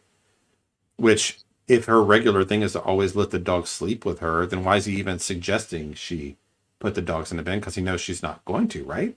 Mm-hmm. So he's got these always these conflicting statements, but he did it. But the reason he made that statement was he was loose. He was in a comfortable setting and not in that. And he wasn't getting gotcha questions and that kind of thing. And to me, that's a big contradiction for him. And I'm sure they'll come up with an explanation for it. But what's the reason? What's the reason that one night when she usually lets the dog sleep with her, did she choose, nah, tonight I'm putting him in the pen? And if they Just were in a another- room, they would have barked. And I know none of this stuff. I know everyone. We have to give everybody some benefit of the doubt, and I don't know what happened. I don't. I think like a Peter Hyatt theory. I can't rule that out. That they got into an argument and she told him to take a hike and go to your dad. And yeah, maybe. I mean, I guess I give it a slight chance, but I don't think it's likely. But I can't rule it out. You got to respect Peter Hyatt. I mean, he's really good at what he does. So yeah, you got to give it at least as a chance, I think. I want to mention Tia and Nurse. I have made every excuse for her possible trying to empathize, but I still end up back to square one. I want so bad to believe her, but it's just not happening. Yeah. So Yeah. that's exactly how we feel. Yeah. Absolutely wanted to believe it. It's just hard. It's hard. They don't give you any reasons to believe it. It does. Somebody else said something about it falling apart. It's true. Little Well, Shirley. and Olivia, our moderator, said the more they talk, the more information law Right. enforcement has. So That's a exactly great right. point as well. That's exactly right. If you guys haven't listened to Peter Hyatt or the deception detective on this case, you should. You'll learn a lot. One of the main things that sticks with me is that the number 3 is used a lot. Mm-hmm. And do you remember what the rule is? The section explain Well, that. it's Explain kind his explain his cards. Those Oh are- yeah, deception detective. We're probably going to buy these at some point, I bet. Your But birthday's coming. right. So he's got a deception deck, and it's like I don't know how it works exactly, but he's got these different things you look for when people are trying to deceive you, and the number 3 is a number that for some reason when people are lying and they need to come up with a number, they're like, oh yeah, it was like 3 weeks ago, or it was 3 hours from now, or whatever. People, when they're lying, pick the number 3 for some unexplained. There's a correlation with it for some reason. Like yeah. the science of it, they don't even quite understand why, but that's just a number that is very common in deception. So it's not like a rule, like if you say 3, it means you're lying, but it's just one of the many things you look for. And they use 3 a lot, especially in those early interviews. And so anyway, not to be like, hey, this one thing means something, but you start to reach a point where there's a lot of the red flags just keep mounting, and you can't. Right.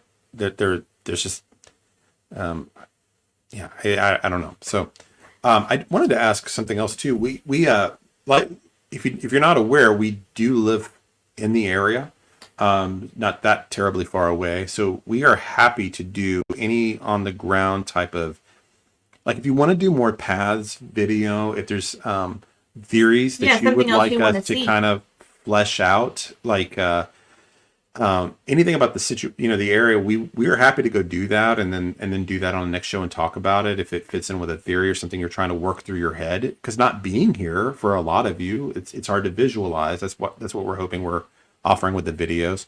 We might do beach high school. Someone had mentioned wanting to see the cameras at Beach High School, and since school's out, that would be pretty simple to do. So we can do that. Kind of see what kind of angles they might have and what would have been caught and not caught. So I think we might do that here sometime soon. And while we have everybody here, if you guys wouldn't mind to like and or subscribe, I would appreciate it because it helps with the algorithm. We're just getting started, and we want to keep going with this, and we would love your help. And I know you mentioned at the beginning, but people joined later on. I just I'm overwhelmed with the number of kind and wonderful things you guys have said to us, and I just want to thank you because it warmed our heart, because it did. We're fairly new to this, and it was very sweet. Absolutely. Couldn't believe. I mean, we just couldn't believe how many folks and really nice comments and stuff too. Super just like nice. I mean, just like, man, that, people saying that we made their day and that we were a breath of fresh air and the kind of thing they had been hoping for. And I know there was a lot of like people wanting this to do kind of, we're glad we weren't getting into like drama stuff and things like that. And that's why I'm trying to be careful with the speculation. We want to talk about the facts. Yeah. And we want to work together to get this, to help in any way we can, or get it solved. Right? Yeah, absolutely. We want this child home. And we keep, I know that if people pull away from this case, pressure drops. Right. Awareness drops. It's going to be very easy for law enforcement to call something a cold case when there's not a lot of public pressure. And as long as people are out there talking about it, they're gonna have no choice but to keep somebody on the case and at least working on it and trying. So it's good. Shirley was asking about this. I don't know. Oh, whoops. No. Oh, thanks, Floral Heart. Sorry, that's not what I meant. But thank you for your comment. Is there bike paths or trails by the home leading to like the ponds in the area? Not that I can tell.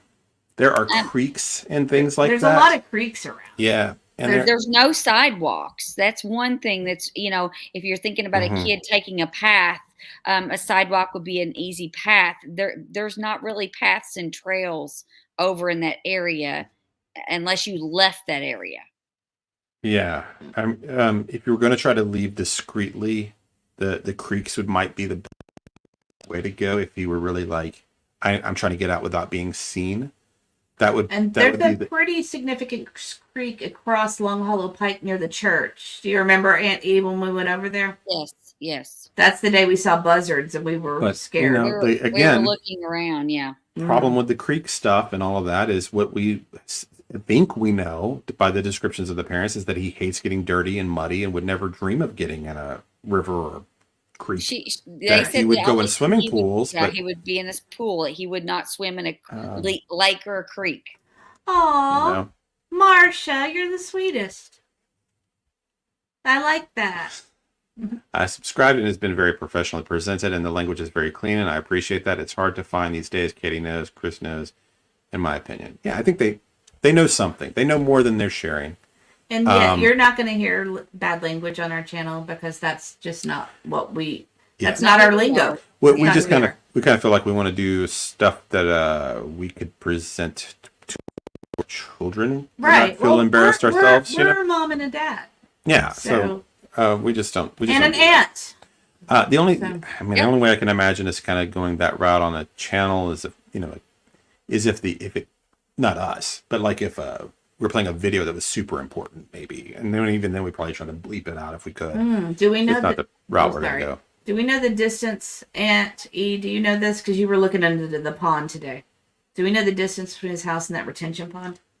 I don't know the exact distance. We'd have to go back and kind of re-estimate.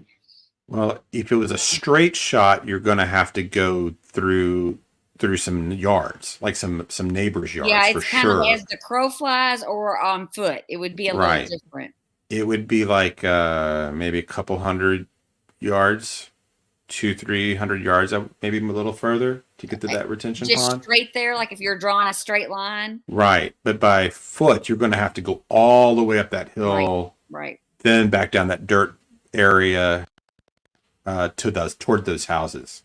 Right. Also, I wanted to say Nike Girl is wanting to mention another channel didn't want to do it without our permission. Would you mind me mentioning it? No, I don't not at all. mind. We love all creators. We watch a lot of these guys ourselves. Language or not, we do watch some of them, and I can tell you that I cringe and have to turn the volume down really low sometimes. But yeah, absolutely. If you want to mention somebody, we're all in this together. And we now- are all in this together, now and we we're- all want the same thing. We want this child to come home. We want Sebastian home. So have at it. And now curiosity, too. Yeah, we have to know who it is now. No, Um, you've little built the Shir- anticipation. Little Shirley asked, after Sebastian is found, do you plan on still doing stuff like this for other missing children? Actually, Yes. we do. We are going to try to. Depending on if people Yeah. want to continue to see us, we will. We're going to try to cover some other cases. There's stuff today. He came to me. He said, "There's a 35-year-old man that's disappeared from Nashville." Came to me right before the show. And so we were going to do it. We were because it's local. In fact, I was there. Like I drove right by him when he had gone missing. Like on Sunday, I was like a couple of streets away. I was like, man, that's really strange. And I was like actually going through my mind, did I see this guy in a neon shirt or whatever? And before we came on, he had been found. So, which is usually how things like this go. He was a 35-year-old male, had been gone for 2 days. Had walked to the store and disappeared. And then I guess once this alert went out, maybe, I don't know what happened, but somehow he contacted his family and let them know he was okay. Which happens. right. Most missing cases, people are found pretty quickly. There is also today in Antioch. Did you see No, that? I didn't see it. So there's a 39-year-old special needs man that you went wanted to missing put that tonight in Antioch. Is that what you texted? In Antioch, if you don't know, is like the southwest side of Nashville. It's kind of like between Nashville and This one? Murfreesboro. Yeah, Okay, let me try to save that. and that just went up like right before we came on. Let me see if I can put it up. Okay. But yeah, so yes, we do intend to do that. To do other stories, Let me and see if I can figure this out. Like I said, I'm learning. I had this thought the other. who Oh, she here he is. was Terry Lynn, and yes, we have heard of Terry Lynn, and I've actually watched some of her search videos while she was actively out searching, so we have heard of her. I have heard of her. I don't know if I've watched any of her. I've I watched- have. I've watched some of her videos, and I saw some of the places that she's been to. You I know, might have seen her. I just don't recall the name. she's but searching it rings a everywhere. bell. She's searching everywhere. She searched, near Rockland Road over there. Sure. Right, because there was some interest down there Yeah, with Rockland Road at one point. and she does go out and she does a live stream and searches and Are you recommending it? Is that what Yeah. I wanted to know? yeah. Here it is. Thank you for the show. Yes, that Yeah, was we can put it. Oh, I see. She seems like a nice lady and seems like she's working hard to help find him. So have at it, Terry Lynn. And if you guys yeah, want to watch her do live searches, go for it. Yeah, That's great. I'll check it out. I'm not. Do you want to talk about this fella? Yeah, so I'm not I'm sure gonna why Todd's guess showing that, the whole thing, but I'm gonna guess a lot of the. I know it's not the majority, but that there probably are a lot of Middle Tennesseans here listening to the show because locals are certainly invested in the Sebastian Rogers story in general, and so since this is so close, I'm just going to read the alert. You just never know. Yeah. This is a Tennessee Silver alert. We need your help to find Bill Splan, who is missing from Nashville. The 39-year-old is 5'5", 160 pounds, with brown hair and brown eyes. Last seen yesterday wearing a black tee and gray sweatpants. Splan was last seen in the area of Rice Road in Antioch. He is nonverbal with a medical condition that may impair his ability to return safely without assistance. And then it has the phone number for Metro Nashville, 615-862-8600, or TBI, 1-800-TBI-FIND. And yeah, that came up. I mean, that was shared, I think, like an hour or so before we came on, or 30 minutes. We hadn't even had a chance to hardly. I don't even know. Did I even mention it to you? I think I just texted it to you. well, there's also I think a 16-year-old in Florida, autistic Yeah. boy that went missing as well. I don't know. And was found. Oh, Was this one found? Or is, the Was that the one in the last couple days? yes. Yeah, I don't think he's been found yet. I don't think so. I might be thinking of There's, I mean, it's unfortunate. I mean, it's anyway. well, that's what we thought was going to happen with Sebastian. Like in the first day, Ugh. because these Gut stories, of drops course, we every just time. notice these stories because of our situation. So we'll hear about them once in a while, What's and then it's usually baking? a lot of times it's like 8 hours later. They'll find someone at the store. He just had an idea that he wanted to go look at something, and they get him back home, and everything's okay. And that's how we were thinking this would work out for Sebastian. And then, of course, I still remember feeling like, man, day 2, I was like, oh man, this is not good. This kid's 2 days in, wandering around out there. Oh my gosh, that's terrible. What? Lisa's opinion said that Terry Lynn had her tires slashed. That's terrible. Oh my goodness gracious. Poor lady. Yeah. That's awful. That's terrible. Now, the Florida boy was found. There's a new autistic child missing in Florida. Her name is Zoe Lynn Gordon, and she was last seen on Tuesday about 6:30 p.m. She is 7, and she was wearing a pink leotard, print shorts, and a white T-shirt that said "Girls Rule," and she did not have on her shoes. That's interesting. But it was I'm in telling Palm you, the shoe thing is strange. It is. It's The in Caleb Palm- Harris didn't have shoes on either. I know, how strange. This was in Palm Bay, here in Florida. Oh, Lisa corrected. Stalking. Okay, sorry, I thought that was some internet term. I misread it. 16-year-old girl, Charlene McPike, 16-year-old girl from Tennessee with autism missing today. Yeah. I mean, this is, we have, autism's on the rise with that generation, and we're going to hear a lot more stories like this, because these kids are getting older. There's more of them than there were. And, I mean, it's going to be, I don't know. It's gonna be a part of our lives, right? We're gonna hear a Charlene, lot if you more know stories the like name this. of the the girl that went missing, we'd be happy to, post it. I typed in 16-year-old girl with autism, Tennessee missing, and it came up with Sebastian. So Yeah, people are sharing lots of like different missing folks. I had this thought. I don't know. I mean, the Sebastian Roger story has grabbed a hold of us. We're going to stick with this story every time there's anything about it that we think is worth discussing for sure. Nike girl got mad. I'm sorry, I didn't know. You got mad. Oh well, Terry Lynn did not have her tire slashed. She talked about that tonight. Was not her. Stop spreading misinformation. I'm sorry. Oh, we were just reading comments. Oh, okay. Well, that's good that her tires didn't get slashed. Sorry. That's why we generally are staying away from those. This is what I mean about like the outside stuff. Yeah, because that doesn't matter. YouTuber conflicts and things of that nature. I'm just not interested in talking about, because a lot of it doesn't help him. It doesn't help him at all. It doesn't do anything. I mean, I'm sure it matters to them, but it's not.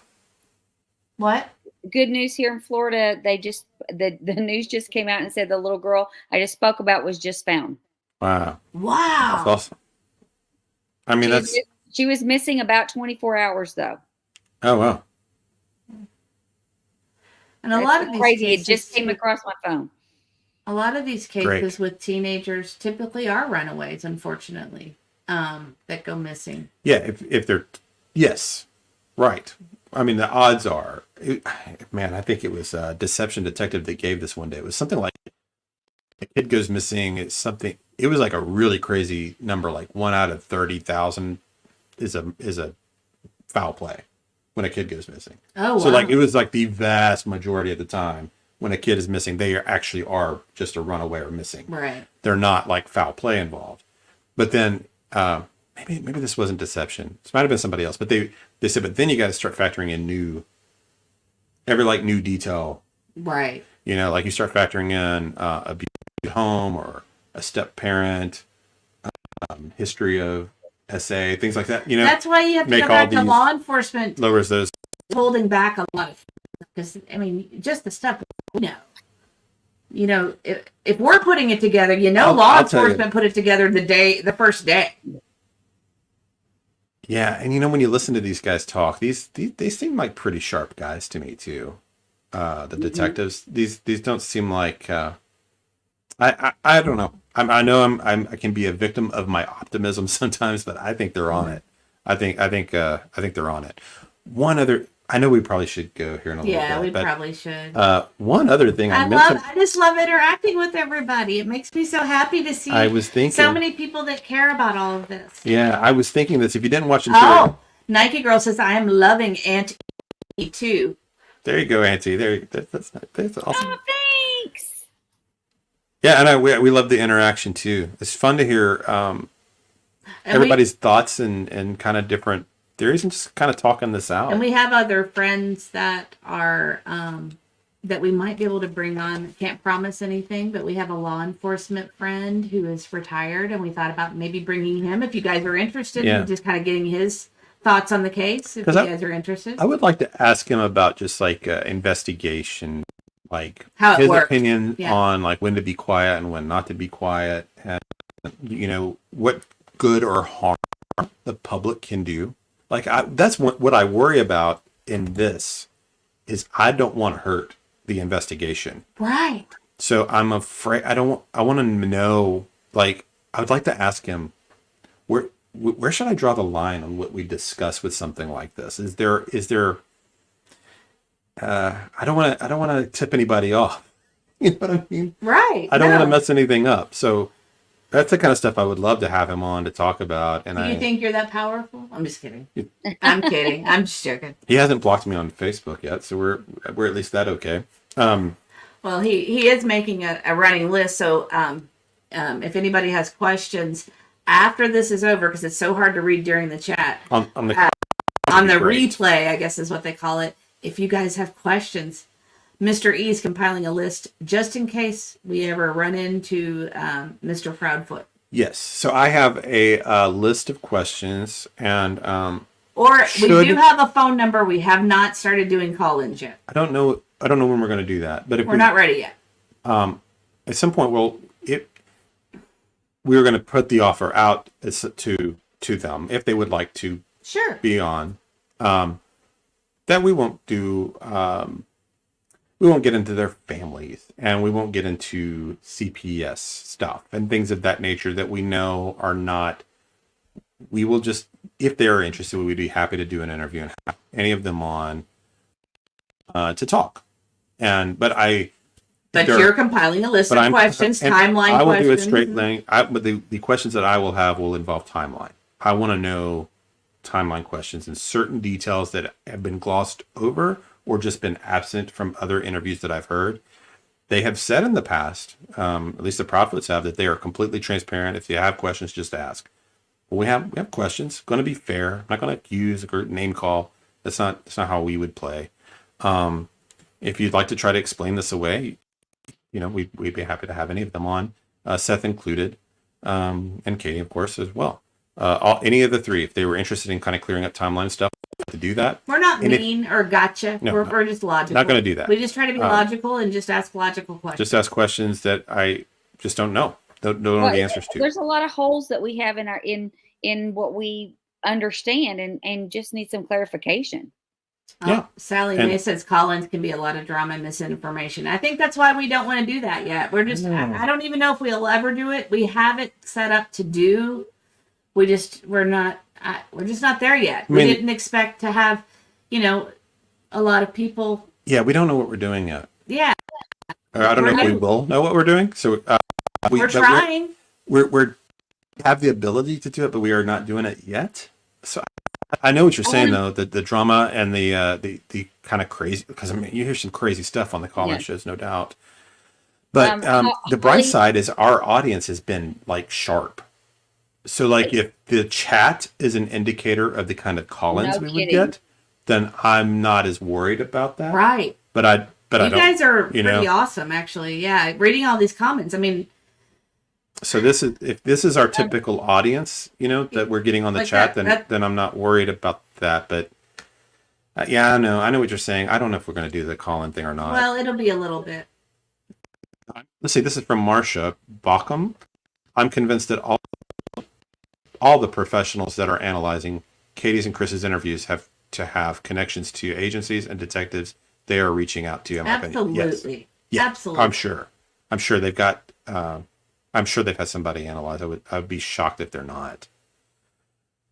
I just wonder what they're waiting for.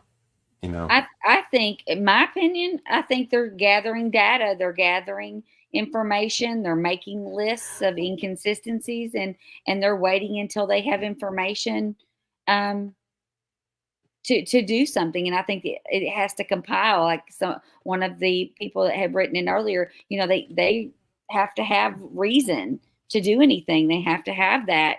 Do you see the same comment? No, I keep forgetting to mention this about interrogation. Oh, sorry. What's the comment? We keep interrupting you. Don't worry about it. You keep going. I'll come. What's the? Don't worry about it. Okay. It was about it being cold in February here. Actually, the night he went missing was unusually warm. It was unusually warm for a couple days, and then it got cold again. It wasn't like crazy cold. No, it was warm. It was sitting outside without a jacket warm. I know. So interrogation room. One of the things they started to talk about towards the end also was what's going to the potential breaks in the case and what things look like in the future. And they said that one of the factors was Sebastian's 15 now, but when he turns 18, this all becomes a different matter. So there is a little bit of a timeline that they've got there's a deadline in a way for when this stops being a missing child and then a missing adult, and that changes the whole game, right? And then also they were talking about what could break the case wide open, and one of those was if there's a split between the Proudfoots. And obviously normally you can't predict that, except that their pattern of behavior is not to be married to anybody for very long. Well, I think that tragedy, though, brings people together and makes your bond stronger. But that would be, yes. Absolutely. They could get... think of the things that we've been through in our life. Yeah, we've been through a lot. But I'm sure they're under a lot of stress too, and there might be some frictions and things. And so they were kind of just the way their conversation went. They were like, they kind of were like, yeah, but if that happened, man, I'd go have a conversation with Chris. I was going to make this point a minute ago, JC. Great point. JC. Ultimately, they have zero evidence, and most states won't bring charges for fear of losing a trial. Absolutely. Then double jeopardy would be at play if a body was found later. That's it. Yeah, That's why. you get one shot. Yeah. And so, And it's got to be rock solid. even if they think they have enough evidence to bring some kind of charge, they may be thinking, well, let's just Look make at sure that. we can't find him first. Right. And even if they think they've got enough circumstantial or video, they may be just going, let's just give this another 6 months of searching, and then we'll bring charges if we can. We won't let it go too long, but we'll gather as much as we can. It might be like that too. But yeah, no body is tough, and if it's that. This is a good Tennessee nurse. My cousin is one of the best criminal attorneys in Middle Tennessee. Trust me when I say if Ellie makes one mistake, they will run free. Absolutely. Seen it many times. They have to have evidence, not hearsay or shady behavior. Exactly. Yeah. We were saying Fruit that of the poisonous tree and all those kinds of things that can happen, right? on our last show. We were talking about, just because there's been deception or inconsistencies doesn't mean they're guilty. Doesn't mean they did anything wrong. No, I think there is a scenario where, go ahead. I was going to say, Amy. I don't think we've really shown bias toward anyone. Someone said you won't get an interview at this point, but because we're showing bias toward the guilt of Katie. I don't think we've showed bias Oh, toward I the didn't guilt see of that. anyone. It was Morning Ray GGG. And I don't think we have shown bias. I think we're just stating things that we have noticed, things we've heard, and I things can't we've see actually it. seen. It was Morning Ray GGG. Yeah, I mean, 25. I think it's very unlikely to. I don't think that But that'll happen. it doesn't hurt to put the offer But out the there. offer's there if they want to. I'm just saying if they want to do it, we'll do it. We won't be calling names or attacking and yelling and things of that nature. Because that's not what we are. If they want just kind of Yeah. a straightforward interview about a timeline, if like I've said, I don't know what happened. I really don't. I have leading theories, and not all of them. They have leading theories, but I don't know. I don't know anything. There's a lot of gaps and stuff, and I just know if I were an innocent person and I had the reputation that they have, I would want to get out there and I'd want to clear it up. If it were me, with somebody, See, I don't not know. us. I don't know if I agree. Because, well, if my child, I'm sorry, I know I'm far away. We're trying to get this mic stuff worked out. If my child were missing, I wouldn't care what anybody thought of me. Right. Well, yeah, I wouldn't care about clearing up my name. I wouldn't care about anything. yeah, but Except getting my you child wouldn't have been home. in this position in the first place because you would have already been out there talking every day, and people Right. would have asked you any questions. You would have Wouldn't said, be- "Fire away, ask any questions you want." And I would have been You at would- every prayer vigil. And, You wouldn't be just yeah. going on the shows that are going to be, Right. No, I understand. asking, what you're saying. I get what you're saying. Sorry. I don't know.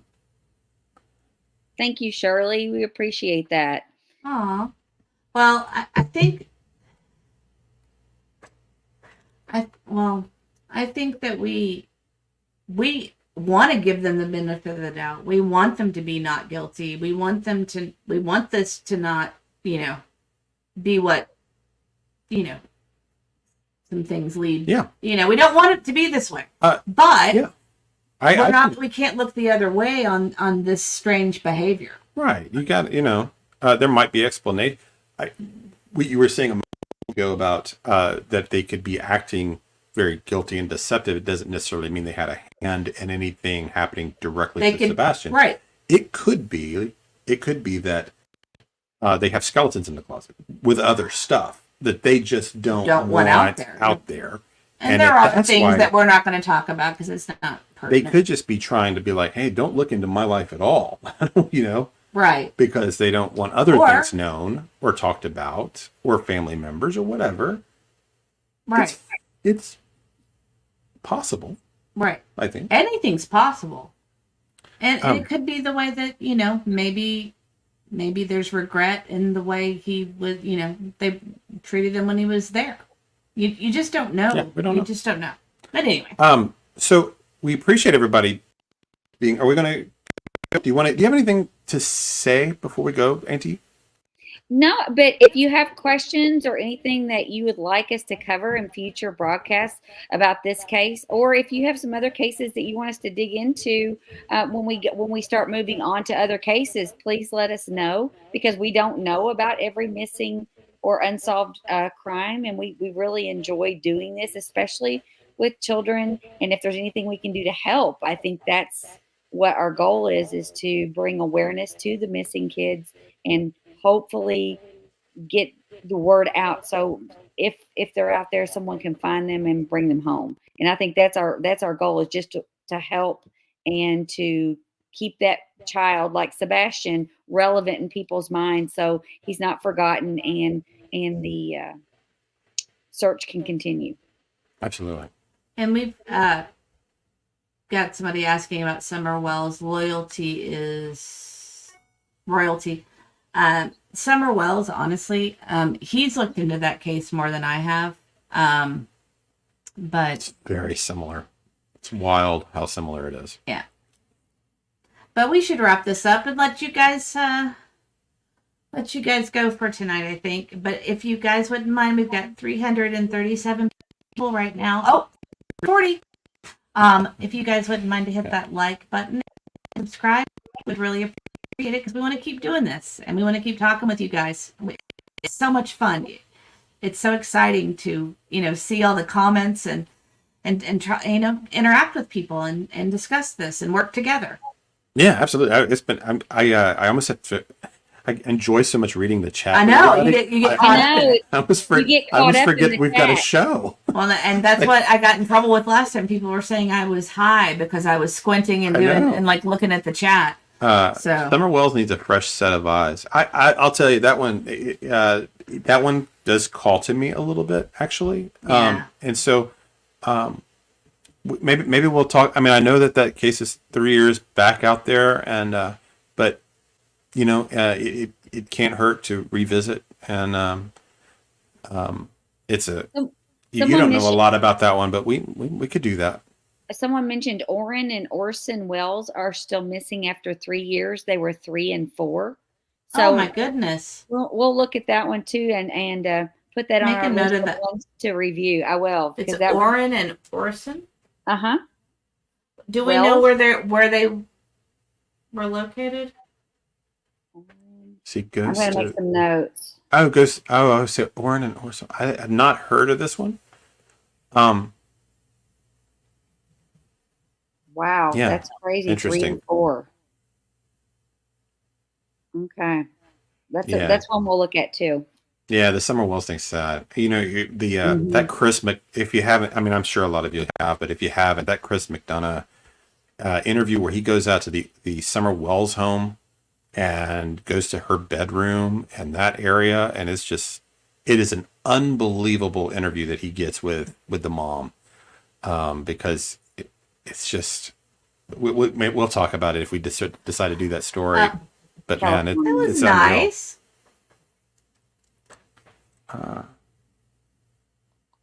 Ghost of Stacy Alina 77.7. I walked in after hitting the like. Y'all's videos have been refreshingly drama-free and logical. Something is fishy. I agree. No doubt. Yeah. No doubt. Absolutely. All right. I think we're going to wrap it up, if that's okay with everybody. Yes, and thank you guys so much. And thank you, Olivia B, for hanging with us to be our moderator. Our very first moderator. Everybody give her a round of applause. She did awesome. Because we, again, don't know what we're doing. I'm so not techie. I don't even really understand what a moderator does. So I'm going to have to learn somewhere what that even is. My son will have to explain it to me. Yes. Nike Girl, that's thank the way you it for is. your comments as well. Thank you. Yeah. Who's that? Yeah, Nike you guys were. Girl. Oh, yeah, Nike Girl. All the people. Yeah, you guys were great. Yes. So it was really, really interesting to hear. Well, thank you guys, and we will see you again soon. I'm not sure, maybe It won't be tomorrow, will it? Yeah, I think I mentioned, but in the comments, if there's anything you want us to video outside of beach with the video cameras, if you have any theories that you're kind of like, you check this out. I want to get a better Yeah. grasp of that. We are happy to go do that. So just let us know in the comments, and we'll you guys are look gonna at all make me that. stay on longer. That's hard.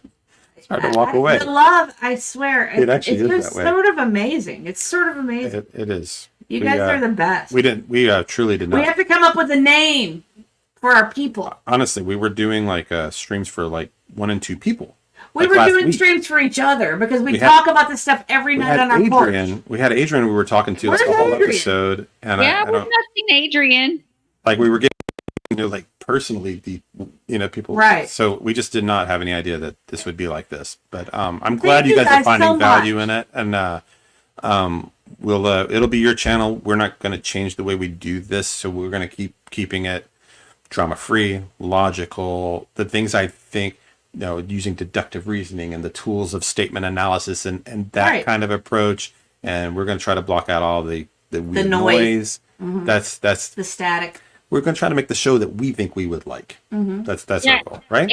And cuss free. It's a cuss free zone. Yeah, I don't know. We have to watch you. I'm just kidding. Yeah. Totally not cuss free. I mean, totally cuss free. Sorry. And then, like I said, I've been coming up with like maybe Crimecast crew or don't know. Crimies. What do you? Crimes.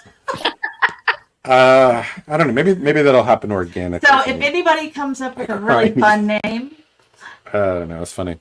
Crime Heads. I don't know. Okay. I Anyway. don't know. All right. Thanks, guys. Thank Have you. a great night. Have a good night. See you guys. Thank you, Ann. E. I'm not even good at ending the stream. I